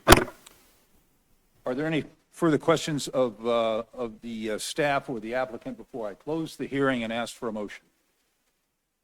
I'm going to close the public hearing, and let's see, who do we have on tap for this one? Mr. Larson, may I have a motion on the side? Thank you, Mayor. I move to approve Council Bill number 28-2024, an ordinance approving an amendment to the Prospect Park Outline Development Plan for property located at 11600 West 44th Avenue on second reading, ordered published by title in full on the city's website as provided by the Home Rule Charter, and that it take effect 15 days after final publication. Second. We have a motion and a second by Councilor Dozman. Do we have discussion on the motion? Councilor Hulteen. I'm sorry. I actually have a question. Is this subjected to any of our affordable housing governance? Like if we were treating this like a neighborhood that we were building or like a subdivision? I don't think it's housing. Affordable housing in what sense? We don't have an inclusionary zoning Yeah, but policy I right mean, now, so, Yeah, I mean, is yeah. this, okay. Yeah, I Okay. can't. No, it wouldn't. I think this is a tricky land use, I think, for folks, because it, I think in its eras, it's sometimes been more of a campground, it's sometimes been more of a mobile home park, and it is a one of its kind in Wheat Ridge, which is exactly why it has to be a planned development, because it doesn't fit neatly into any other zone district. But because it's not designed or proposed in its future state to be a permanent housing, then the affordable housing policies and regulations we've discussed previously would not apply here. Okay, great. Thank you so much. That was my question. Is there any more discussion on the motion? Seeing none, will the clerk please poll the council? All ayes, no nays, the motion carries. Thank you. Will take us to agenda item number 5. Councilor Weaver, would you please introduce this item? Thank you, Mr. Mayor. This is Council Bill number 1-2025, an ordinance amending Chapter 26 of the Wheat Ridge Code of Laws, creating a new Article 14 entitled Mixed Use Lutheran Legacy Campus Zone District and making conforming amendments therewith. At issue, this ordinance creates a new Article 14 in Chapter 26 of the Wheat Ridge Code of Laws that establishes a new zone district. The zone district regulations establish development standards for the future redevelopment of the former hospital site based on the adopted Lutheran Legacy Campus Master Plan and City Council consensus. Approval of this ordinance will allow for the Lutheran Legacy Campus to be rezoned to the new MU-LLC zone district in the future. Thank you. This is an ordinance on first reading to set the date, time, and location for a public hearing. May I have a motion on this item? I move to approve Council Bill number 1-2025, an ordinance amending Chapter 26 of the Wheat Ridge Code of Laws, creating a new Article 14 entitled Mixed Use Lutheran Legacy Campus Zone District, and making conforming amendments therewith on first reading, order it published, the public hearing set for Monday, January 27th, 2025 at 6:30 p.m. as a virtual meeting and in City Council chambers, and that it take effect immediately. We have a motion and a second by Mayor Pro Tem Stites. Would the clerk please poll the council? All ayes, no nays, the motion carries. Thank you very much. We'll go to agenda item number 6. Councilor Hoppy, would you please introduce this item? Thank you, Mr. Mayor. This is Council Bill number 02-2025, an ordinance amending Section 2-53 of the Wheat Ridge Code of Laws concerning membership of boards and commissions. At issue, this ordinance clarifies that board and commission members who change their personal residence to another council district within the city may continue to be a member representing the district for which they were appointed until the end of the term for which they were appointed. Thank you. This is an ordinance on first reading to set the date, time, and location for a public hearing. May I have a motion on this item? I move to approve Council Bill number 02-2025, an ordinance amending Section 2-53 of the Wheat Ridge Code of Laws concerning memberships of boards and commissions, order published by title and in full on city's website as provided by Home Rule Charter. Public hearing set for Monday, January 27th, 2025 at 6:30 p.m. as a virtual meeting and in City Council chambers, and that it take effect 15 days after final publication. We have a motion and a second by Mayor Pro Tem Stites. Would the clerk please poll the council? All ayes, no nays, the motion carries. Thank you. We'll move to agenda item number 7. Councilor Dozeman, would you please introduce this item? Yes, thank you, Mr. Mayor. Council Bill number 03-2025, an ordinance adopting by reference the 2024 edition of the Model Traffic Code for Colorado, adopting amendments thereto, providing penalties for model traffic code violations, and making conforming amendments to Chapter 13 of the Wheat Ridge Code of Laws in connection therewith. At issue, the city is required to periodically review the Wheat Ridge Municipal Traffic Code to ensure conformance with state of Colorado traffic ordinances. The newest version of the Model Traffic Code was adopted by the state of Colorado in 2024 to stay consistent and up to date with the newest Colorado traffic codes and to ensure the citizens of Wheat Ridge are best served by the updated Model Traffic Code. Adoption of the newest code is recommended. Thank you. This is an ordinance on first reading, pardon me, to set the date, time, and location for a public hearing.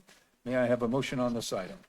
Yes, I move to approve Council Bill number 03-2025, an ordinance adopting by reference the 2024 Model Traffic Code for Colorado, adopting amendments thereto, providing penalties for model traffic code violations, and making conforming amendments to Chapter 13 of the Wheat Ridge Code of Laws in connection therewith. Order it published, public hearing set for Monday, January 27, 2025 at 6:30 p.m. as a virtual meeting in City Council chambers, and that it takes effect 15 days after final publication as provided by Sections 511 of the Charter.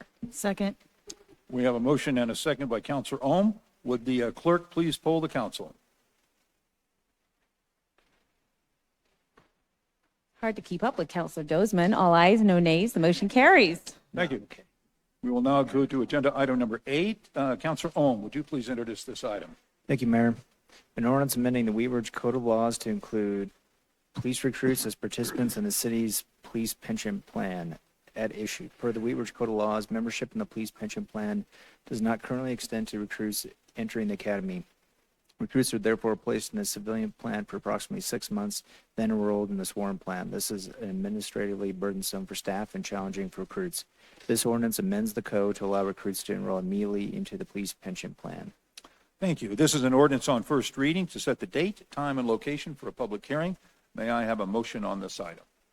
Yes, Mayor. I move to approve Council Bill number 04-2025, an ordinance amending the Wheat Ridge Code of Laws to include police recruits as participants in the city's police pension plan on first reading, order published by title and in full on the city's website as provided by the Home Rule Charter. Public hearing set for Monday, January 27, 2025, 6:30 p.m. as a virtual meeting and in City Council chambers, and that it takes effect 15 days after final publication. Second.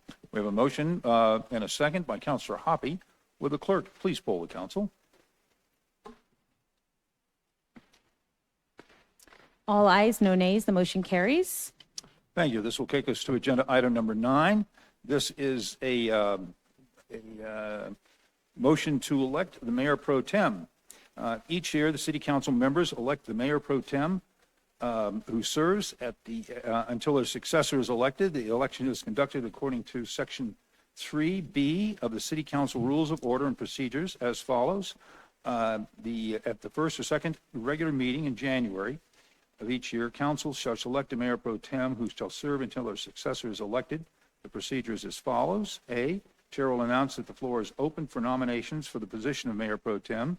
B, nominations will be taken from city council members by voice, and no second is needed. C, each nominee will have the opportunity to address the council. And D, a motion and a second is then in order to elect one of the nominees to the position of mayor pro tem. If the motion is not carried, additional motions will be in order, and the mayor pro tem is elected by a majority of the council president. So at this time, I will open the floor to nominations for the mayor pro tem. Councilor Hulteen. Pushing wrong. I'm so tired tonight. I would like to nominate Corey Stites for the mayor pro tem. Okay, we have Corey Stites nominated. Are there further nominations? Further nominations? Okay, I'm going to close the nominations, and I would like to have a motion. Yes, I move to elect Corey Stites to be the mayor pro tem for 2025 for the great and illustrious city council of the city of Wheat Ridge.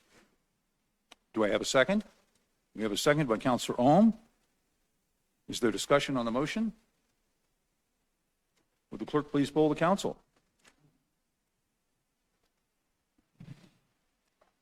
All ayes, no nays. Congratulations. Mayor Pro Tem Congratulations, Stites. Mayor Pro Tem Stites. You've been elected Mayor Pro Tem.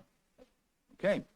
With that, we will go to agenda item number 10. Councilor Dozeman, would you please introduce this item? Yes, thank you, Mr. Mayor. Resolution number 03-2025, a resolution designating the municipal building main entrance display cabinet as the official public notice posting location in the city's official internet webpage for city publications in 2025.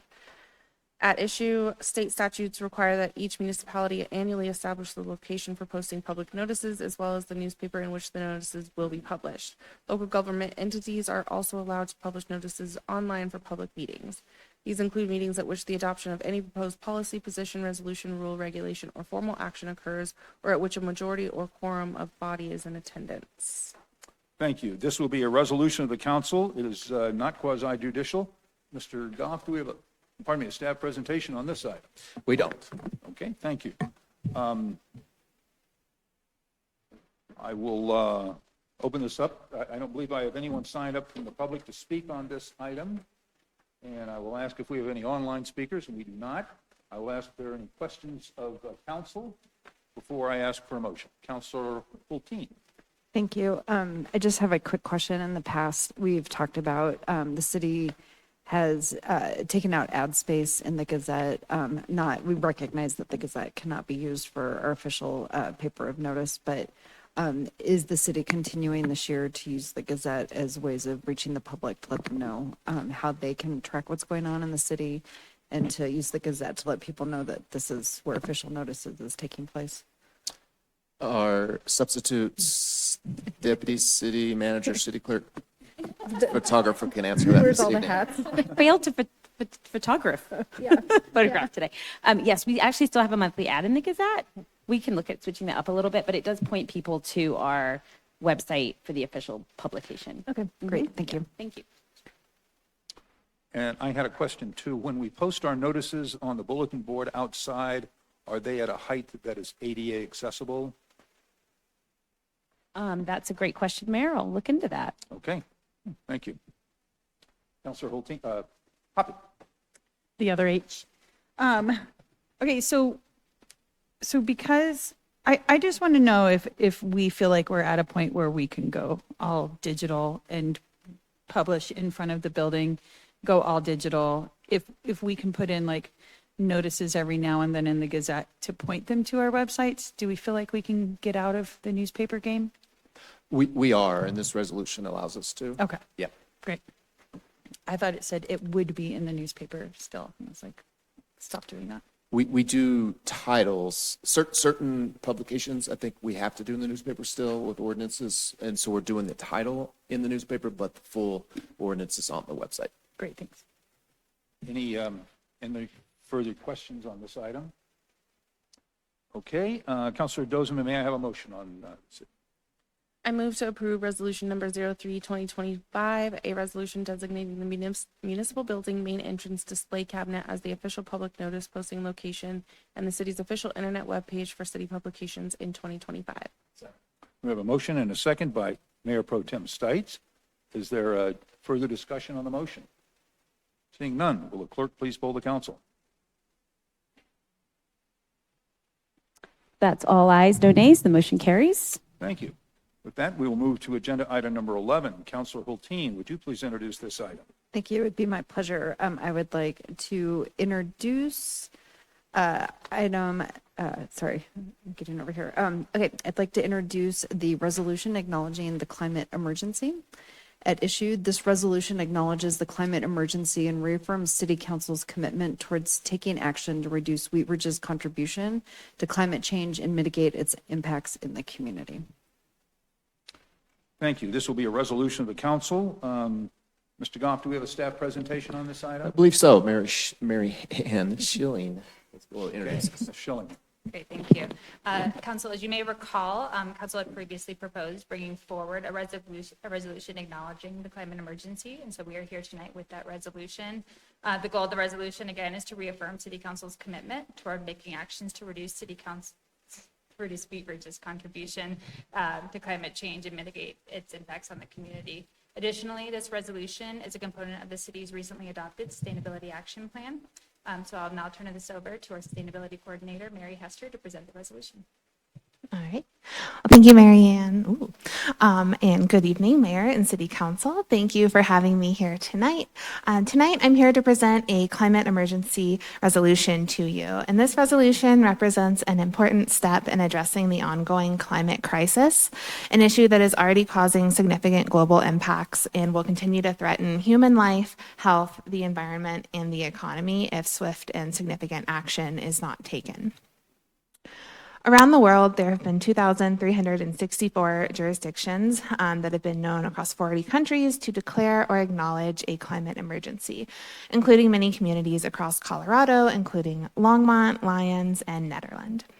This resolution was requested by Council members Hulteen and Weaver and is being brought forward in collaboration with Sustainable Wheat Ridge.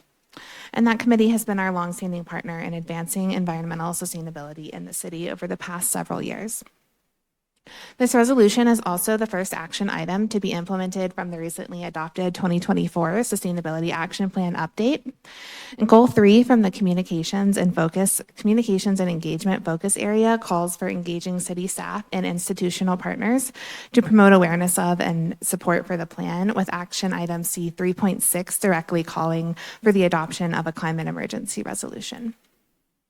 The science is clear, and according to the Intergovernmental Panel on Climate Change, human-caused climate change is already leading to severe impacts, including more frequent and intense extreme weather events, droughts, wildfires, and floods.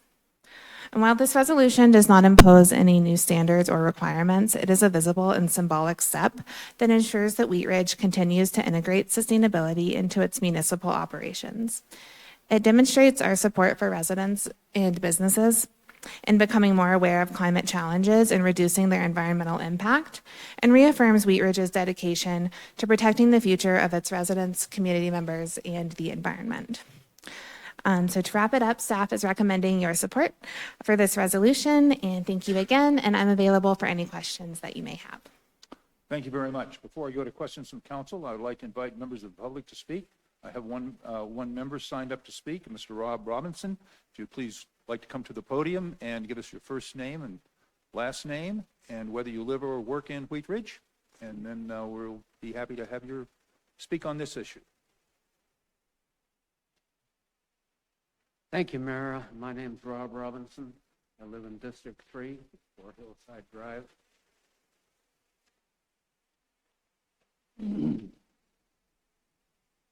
I strongly urge each of you to vote for the climate emergency resolution. It is an emergency as seen in the recent fires in Los Angeles and numerous other extreme weather events around the world and in our nation. Each of the last 4 or 5 years have been a record year of heat for the planet, each one hotter than the previous year. I'd like to point out that Wheat Ridge is not immune from LA-type fire disasters. Recall the Marshall Fire. According to home insurance companies, the Front Range ranks as one of the highest wildfire risks in the country. A large fire west of here could spread down the Front Range, over the Hogback, Green Mountain, South Table Mountain, spreading flames and embers along our ubiquitous cedar fences and torching our homes, as happened in the Marshall Fire. This climate emergency resolution is an important communication toward educating the city's residents and providing notice of the city's concern to our neighboring communities and our representatives in the state and federal governments. Hopefully you will thoroughly spread the word of our concern to all those people on an ongoing basis. I also urge, because I could take this off and maybe you'd hear me better. I have a hard time with the sound in this room. I also urge the city to take a more proactive approach to its own facilities to mitigate the climate emergency. The city has accomplished much toward a sustainable future for Wheat Ridge since the first sustainability planning 8 years ago. Even so, the city has yet to take advantage of significant and minimal cost opportunities to improve the city's facilities, including self-financing options, tax incentives. Well, that's not relevant to the city, but there are other incentives for building efficiencies and incentives to replace fossil fuel energy with renewable energy. A more proactive sustainability campaign for city facilities would make a significant leadership impact on the community-wide actions, while also making a significant local impact on the climate emergency. Thank you for hearing me out, and I appreciate your service. Thank you, sir. I have no one else signed up to speak in the hall or online, so I will now go to questions from council. Councilor Hulteen. Thank you. I don't have any questions. I just want to, first and foremost, thank staff and the Sustainable Wheat Ridge Committee for their work on this. This is really thoughtfully put together, again, collaboration with staff and the Sustainable Wheat Ridge Committee. And I just, I was thinking about this a lot over the weekend, that this is coming before us in a week when the entire country, in fact, the globe, is bearing witness to what's happening in LA right now. And the weight of the headlines, especially when the Marshall Fire so recently was nearly in our backyard, it's just a stark and sobering reminder that our climate impacts, our quality of life and our resiliency. And when I moved to Wheat Ridge, it really reminded me of the neighborhood I grew up in. What I really loved about my neighborhood was that open space and nature was right down the street from where I was, and it really provoked a lot of curiosity about the natural world. I got a lot of interesting cuts and bites too, but in being an elected official in the city, I feel like we have just a moral obligation around stewarding people, place, and planet. And I think one of the things that makes Wheat Ridge just exceptionally special is that we have great people, a great place, and increasingly as our climate, which is data that we are tracking, and as Mr. Robinson said, each of the last 10 years has been record-breaking temperatures. So the lived experience we're having in our community is demonstrating that the climate is impacting our day-to-day quality of life. In the 12 years I've lived here, we've had 2 record-breaking floods. We've had record-breaking hail. Right before I moved here, we had some really interesting weather that caused significant damage in the Clear Creek. We've had different issues. So we've had flooding, we've had hail. We have not had significant fire, but we've had power outages for days because of high winds. So our weather is something that we as a community need to address through resilience. And so adoption of our sustainable action plan is really a great pathway for us to be looking at what are the actions we can be taking today that no longer are just stewarding future generations, but are actually things that our neighbors need in real time. And I didn't have an opportunity before coming tonight to really look into the insurance impacts around the climate in terms of the cost of living in communities. But as we've been watching the LA fires roll out, the impact on the cost of living through being able to insure where you live actually is like a real intangible effect that impacts us daily. So I'm going to just close with a favorite quote of mine. Helen Keller once said, "I am only one, but I am still one. I cannot do everything, but still I can do something. And because I cannot do everything, I will not refuse to do something that I can do." And I think it's a reminder Wheat Ridge cannot solve the world's climate problems, but we as stewards of this community, and I believe our residents and our business owners and our neighboring communities really want everyone to work together to make sure we're doing everything we can to make tomorrow great for our community and make today a safe place to live. So please support this. Thank you. Thank you. Any further more questions for the staff? Okay. Councilor Hulteen, may I have a motion on this item? Yes, you may. I just have to get to it. Sorry, I don't have the thing in my packet is not linking in, so I just have to scroll. Okay. I move to approve resolution number 4, 2025, a resolution acknowledging the climate emergency. Second. We have a motion and a second by Councilor Hoppe. Is there discussion on the motion? Mayor? Go ahead. believe Councilor Snell.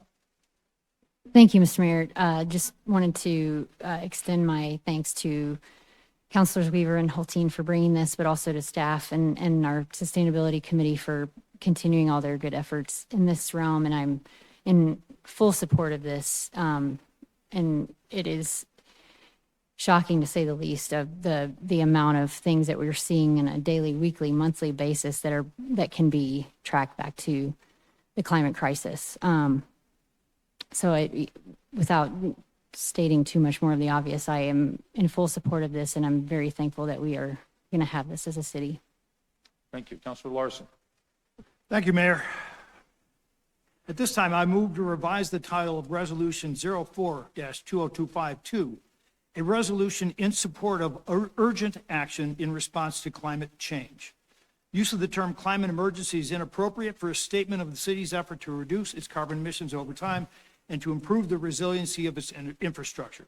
An emergency is something that is out of control, requires exceptional effort, and will conclude in the near future. Urgent action addresses a critical need in a manner that aligns with the goals and values. Urgent action has staying power and adapts to circumstances as they change. Climate emergency indicates this action takes precedence over all else. Finally, the term climate emergency is not recognized by many people, while climate change is familiar and understood by most. That's why I'm making this motion. So you are making a motion to amend the motion, and what is Amend the title. Amend the title. So we have a motion to amend the title from Councilor Larson. Do we have a second? I'll second that. We have a motion and a second. So now we're going to discuss the amendment. Is there discussion, Councilor Hoppy? But I just would like to say that it's a point of order. It's a motion, because a motion has not been made yet. So it's a first motion. It's not an amendment. We do have a motion. So this is an amendment. Oh, that's right. Sorry, an amendment to the motion. Yeah. Okay, sorry, because I seconded it. Duh. But I don't know that so- Paul was part of it, but go ahead. But so what I want everybody to understand is that if the amendment passes, then it amends the original motion. And so that's what you're voting on. It'll make the motion change than what the original motion was. And then I would also just like to comment that I have no interest in wordsmithing this. You either, I feel like you either vote for it or you don't, and I support it as it's written. Okay, is there further discussion on the amendment to the motion? Councilor Weaver. I also support it as it's written, simply because the word climate change is actually being targeted as a thing at the moment, as a phrase. And so I support the use of climate emergency rather than the proposed amendment. Okay. Is there further discussion on the amendment? Councilor Dozner.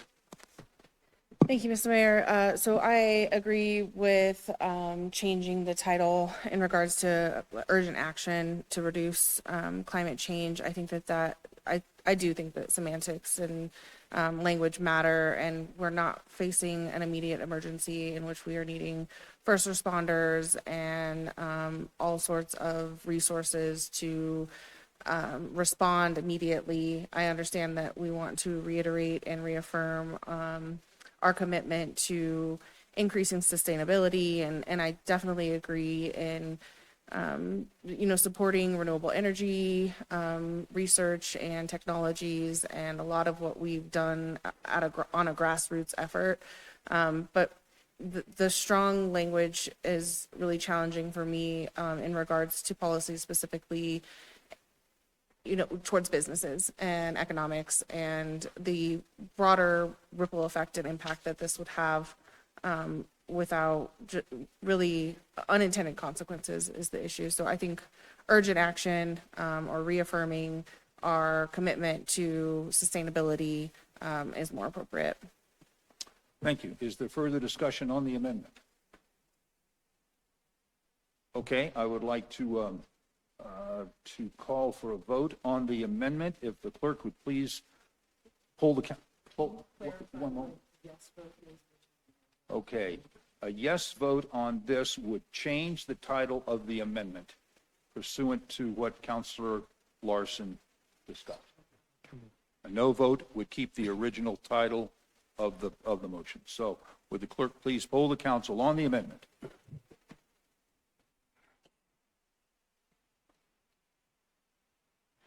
That's 2 ayes and 6 nays. The motion fails. Okay, the motion fails. We will return to discussion on the original motion. Councilor Weaver. I wanted to support, voice my support for this amendment. The reason it's really close to things I care about is that everything in this acknowledgement happens to our food growing areas. And so when people ask me, why is our food more expensive? Why? It's drier, it's hotter, it's less rain, it's all of the above, and that's why food is more expensive. And so for me, this is an emergency because climate change comes down to how we can get food around this country and feed people. Thanks. Okay. Is there additional discussion on the original motion? Mayor? Yes, sir. Mr. Larson. Thank you, Mayor. Yes, I do have a prepared statement here. Thank you, Mayor. I would like to recognize the time and effort that went into building the foundation policy statements and the action plans that underpin the resolution. I would also like to recognize the many important steps these efforts have produced, efforts that have improved the quality of life across our community. However, as a member of this council, I cannot support the broad and overreaching statements contained in Council Resolution number 04-2025. Simply stated, my objection is that this resolution is not needed and will only serve to distract the city's attention from its obligations to keep the wheels turning and the lights on. Indeed, the fourth paragraph of the resolution begins with, while largely symbolic in nature. If largely symbolic, why call it an emergency? There is no point here tonight in arguing over the volumes of research into climate change, connections to floods and wildfires, or the normalization of the societal impact of natural disasters over time. What concerns me is the little regard given to the impact of these policies on our neighbors. Here in our little corner of Colorado, the retail cost of electricity, the dollar amount that shows up on our monthly utility bills, has increased by 40% over the last 5 years. The plain truth is that the rise in the price of electricity coincides with the decline in low-cost coal-fired power generation and the increase in wind and solar power.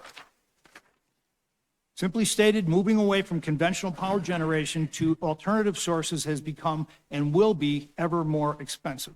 The unfortunate consequence is that this additional expense will fall disproportionately on those in our community least able to afford it.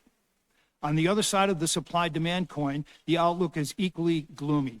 In yesterday's Sunday Denver Post, a lengthy article described the added stress to our power grid resulting from a growing population combined with construction of new data centers for cloud computing and AI.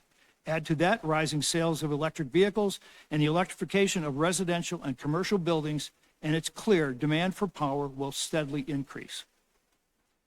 When it applied to the Public Utilities Commission for permission to shut down by the end of this decade the last of the state's coal-fired power plants, Xcel stated that demand for electricity in Colorado will grow at a compound rate of 4% over the next 6 years. This is compared to growth of less than 1% since 2019. To be sure, investments are being made today in new power generation sources, into new technology that will improve efficiency, and to the many miles of new distribution infrastructure needed to facilitate that growth. Unfortunately, it will be years before we see the results of those investments. For today, insisting on city policies that signal we are doing our part in the fight against climate change will simply add to the growing burden carried by the power grid. Is it good governance to add demand to a grid already sagging under the weight of an uncertain and unreliable supply? When coupled with demand for more and more power, such policies will have the inevitable result of higher costs and lower reliability. My recommendation is that new regulations or changes to our city code brought in the name of this resolution include an independent analysis of projected savings in the use of power and how much demand will increase, even if it's voluntary. As I noted earlier, I fully support efforts by the city staff to add resiliency to all the working parts that keep Wheat Ridge safe, that help keep the lights on and the gears turning. These efforts are among the most critical functions any city can perform. However, my support is less certain for ideas and agendas that distract or divert our attention from those critical functions. enacting programs that will only have minimal real impact on what is clearly a global issue, while prematurely adding demand to an overburdened power grid is not good civic policy and something that I can't support. And that concludes my remarks on this resolution. Thank you. Thank you. Councilor Dozeman. Thank you, Mr. Mayor. So a part of leadership Jefferson County is attending several sites throughout Jefferson County, and we had the opportunity to visit the National Renewable Energy Laboratory last week, actually, and it was very fascinating because what they were talking in great deal about can we get to carbon neutrality and discussing specifically resiliency and sustainability, especially as we increase technologies, to protect ourselves against cyber attacks, which the city of Wheat Ridge is well aware of, and things that could potentially harm the grid to a really significant extent. And it came up in a topic of conversation around how sustainable the renewable energies are. Like, we recognize that the technology and the research and the availability of the renewable energies are not at a level in which we can completely replace coal or gas. And so, we're just not there yet. And I understand that, and I agree with and I support research and seeking ways in which we can be more sustainable and replace finite resources with more renewable resources.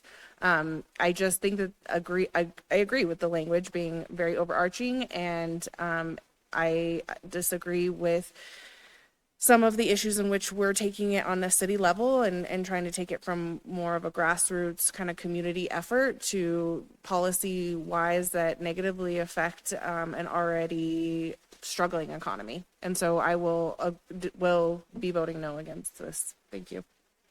Thank you. Further discussion on the motion? Seeing none, will the clerk please poll the council?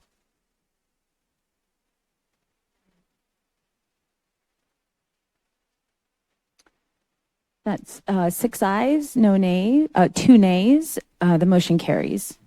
Okay, thank you very much. With that, we will go to agenda item number 12. Councilor Ohm, would you please introduce this item? Thank you, Mayor. Resolution number 05-2025, a resolution adopting the Wheat Ridge Prosperity Plan, an economic development standard for the city of Wheat Ridge. At issue in the early 2023, during its annual retreat with city management, council requested an update to the 2009 Economic Development Strategic Plan. In the late 2023, staff entered into a service agreement with Progressive Urban Management Associates, PUMA, to draft a new plan. Council was asked to adopt resolution number 05-2025, approving the new Wheat Ridge Prosperity Plan. Thank you. This will be a resolution of the council. It is not quasi-judicial. Mr. Goff, do we have a staff presentation on this item? We do. We'll have a brief verbal presentation from our consultant. But first, I would like to thank Mr. Art first, our Economic Development Director, for shepherding this project to completion. We did present this to City Council at 2 study sessions. I'd also like to thank the strategic action team that we put together that included many businesses business owners in the city and others. Lowry Burnett, Tyler Downs, Tom Fox, Brett Hall, Stephanie McGee, Tad Overstreet, Paige Piper, Lindsay Reinhart, Heidi Sheard, Jim Schvall, and Celeste Tanner all were on part of the steering committee. But we do have Andrea here with Puma. She's going to give a brief summary to close this out and get it approved. Yeah. Thanks. So I'm Andrea. I'm here on behalf of the consulting firm Puma. We were hired in early 2024 to facilitate this economic development strategic planning process. I don't have a presentation. I just wanted to say a few words and be here for the plan approval. So yeah, my colleagues were here last month to present the near final version at the study session. We've since made a few tweaks and have submitted it in its final form for your approval here tonight. Just a little bit about the plan for those who might be less familiar. This is a forward-looking plan that provides short and longer-term recommendations, not just for the Economic Development Division, but also to help guide other departments and external partners. The plan is very data-driven, and it's built on a comprehensive market assessment. It also builds on a lot of existing planning work and engagement efforts, including coordination with the city plan throughout our process. The plan is organized around 4 key goal areas. The first is corridors, nodes, and redevelopment opportunities. Here we identify strategies for creating more walkable, dynamic retail corridors and looking at strategic investments around key redevelopment sites. Jobs, innovation, and light manufacturing is the second goal area. We look at ways to preserve and enhance existing industrial areas, as well as expanding employment and workforce opportunities. The third goal is attainability and quality of life. The 3 kind of overarching objectives here are enhancing multimodal access to business districts, public art and gateway improvements, and recognizing housing attainability and sustainability as key components to economic prosperity. And then the 4th goal area is the business support ecosystem, making sure that doing business in Wheat Ridge is efficient and fair, streamlining the Economic Development Division and the Urban Renewal Authority functions, and strengthening external partnerships with the variety of business development organizations you have here. So the tactical and implementation matrix in the plan's appendix contains a lot of detail on how to actually do all this stuff. We're really proud of this work. We think it takes a balanced approach to development, and it's aspirational while being grounded in reality and attainable. So just want to thank you for your time tonight and throughout this process. Thank you. Does that, Mr. Goff, does that conclude your presentation? That's it. Thank you, Mayor. Okay, thank you very much. I have no members of the public signed up to speak on this, so we'll go to questions from council. Councilor Hoppe. I just wanted to ask, after we adopt it, Steve, what is your plan with the Urban Renewal Authority board? Like your presentation to the board, or like kind of what's the plan with your board? Specifically with the Urban Renewal Authority, we'll start working on one of the elements of it that we start talking about being a little more strategic with the Urban Renewal Authority, meeting with the board, coming up with a plan of how we become a little more defined on how we spend our tax increment financing and development that we will approve on there. Great, thank you. Additional discussion, or not discussion, questions for staff on this item?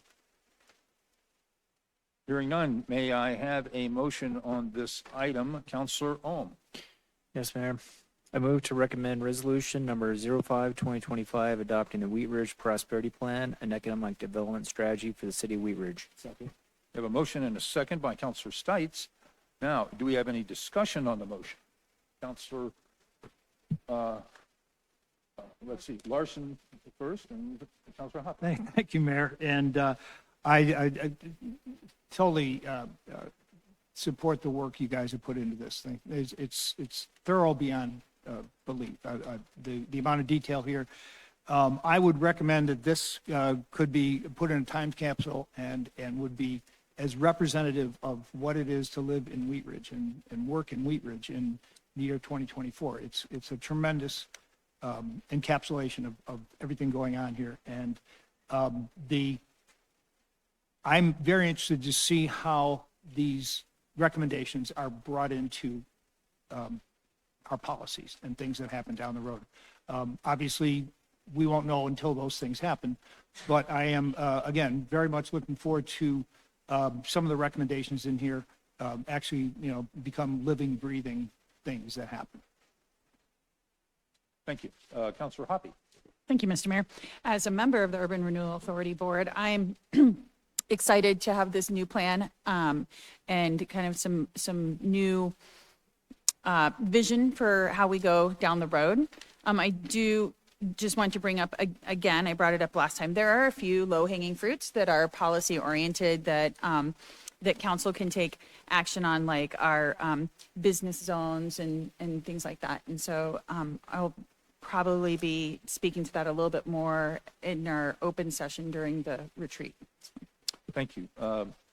Mayor Pro Tem Stites. Thank you, Mr. Mayor. I just want to quickly thank everybody who participated in this. And one of the things that we've done well as a council and our city has done very well over the last few years is not only adopt plans, but jump in 2 feet first and start implementing these plans. So as Councilor Hoppy said, I think, we can start on low-hanging fruit, but we need to really start adopting these and helping out our business community as much as possible. So thank you. Thank you. Additional discussion on the motion? Seeing none, will the clerk please poll the council?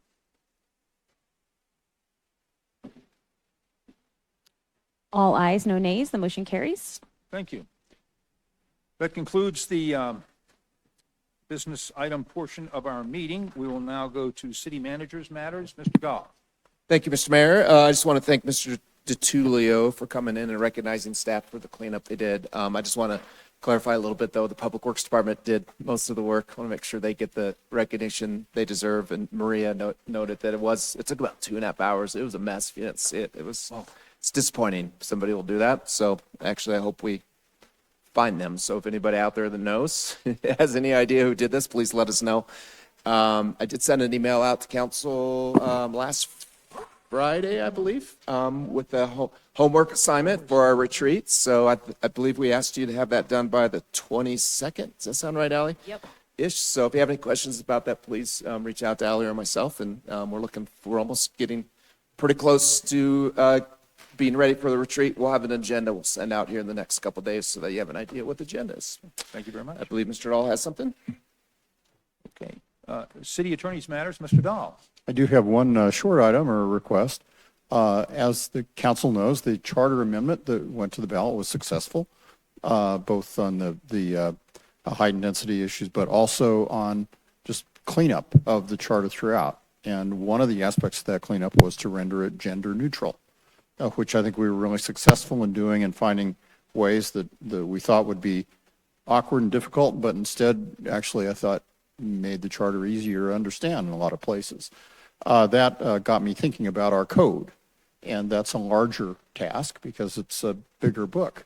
But I think it probably is time, and I would ask the council if they'd form a consensus to direct me to bring code changes, possibly not all at once, maybe chapter by chapter. I would like to look into it to see if we can create an ordinance amending the code that says, change all the references to this, to that. It may not be that easy. When we went through the charter, we learned that if you just say that universally, you get some unintended consequences in terms of the context of how those phrases are used, and it almost requires you to look at it. But I think if we sort of load this up and ask for a word search and I'll have the paralegal at the firm, if you direct me to do so, kind of create a mechanism for us to be able to do that as painlessly as possible. But I do think it needs to be done, and it's something that we can do at sort of a paralegal level in terms of finding the stuff, and then I can oversee that and create an ordinance or ordinances for your consideration to render the charter, the code gender neutral. So that'd be my request. If you have questions, or I'd appreciate a consensus. I'll support that. Mr. Dahl requests that we. Can I just real quickly? I'm still a little fuzzy on when you talk about 26 chapters being reviewed. Would it just be gender neutral things, or would there be, when you find another thing that could be updated? No, I think it will be enough to stick to gender neutrality. There's plenty of other fixes, that we see occasionally when a project, often, good question, when a project comes through, a development project comes through, and we're applying a given development standard, sometimes that inspires a code change to fix that. But here, I think it will be enough, and just for the public to say, this is what we're doing, this is all we're doing, I think would be better. No, I can support that. Okay, so Mr. Dahl is asking for consensus on this, and I would assume that we're talking about, we're viewing this through the lens of a tight budget year. Yes, that's why All right. I understand. Okay. Okay, so. Put that in the consensus. It looks like that with that, we do have consensus. Thank you, Mr. Dahl. Thank you very much. Okay. Thank you very much. Did that conclude the? It concludes my report. All right, good. I would I would not, paralegal is the. The city is the- manager and is- I were literally texting. Is the idea here. Now, that concludes my report. Thank you. Thank you. We'll have elected officials matters. Let's start with Counselor Snell. Thank you, Mr. Mayor. Just a few things this evening. First, Happy New Year. It is 2025, and fingers crossed this is a good year, good for everyone. I wanted to just first say thank you to constituents that reached out to me in support of the climate emergency that we read earlier this evening.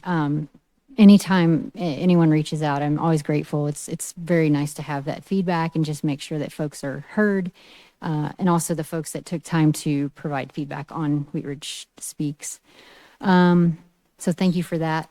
A couple of upcoming things that are exciting and both deal with delicious food. Tomorrow night at Rolling Smoke Barbecue, Local Works is holding a Live Local event. So one of our fine restaurants in District 1, please come over and get to learn a little bit about barbecue and, of course, eat some delicious barbecue. And then next Thursday, the 23rd, the Grange is holding their annual chili cook-off. So please put that on your calendar. Come eat some chili and pick the best one. And also, if you feel like entering, they're still accepting entries. So more information on that can be found on their on the Facebook page, the Grange's Facebook page. That's all I have. Thank you. Thank you very much. Counselor Hulteen. Thank you. Nothing tonight. Thank you. Counselor Larson. And I hope everybody had the opportunity to notice that magnificent moonrise tonight. It was as big as I've seen in a long time, and it just came over kind of a little north of due east, and it was just so impressive.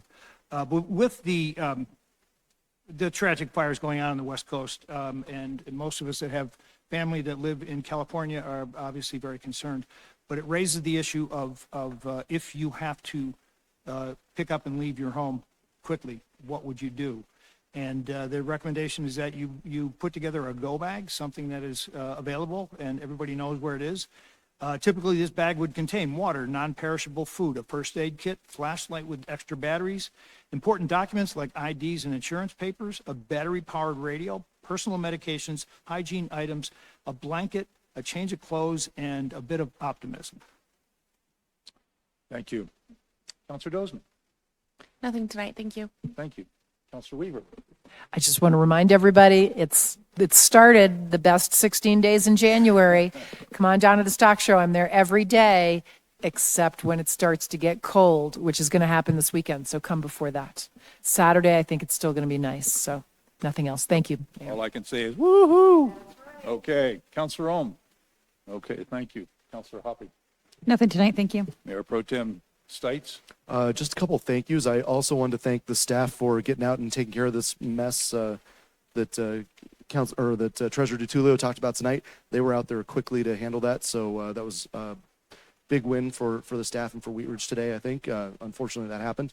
I also want to thank my fellow councilors for electing me as Mayor Pro Tem again. I appreciate you all, and please always feel free to reach out and anything I can do to help you all. And I feel like I'm in good company doing something that I know Councilor Hoppy has done 3 times. So I really appreciate it. Thank you.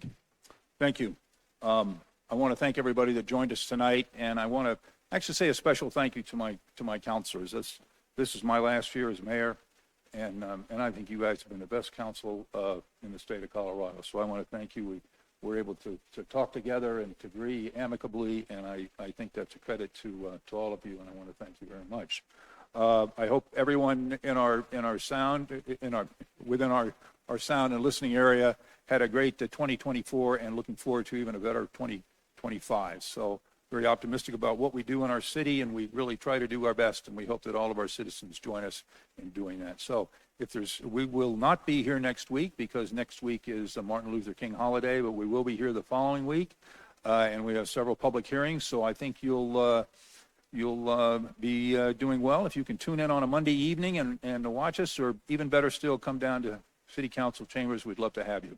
So please drive safely and slowly through our city, that everybody gets home the way they wanted to be. So we will stand adjourned with that. Thank you.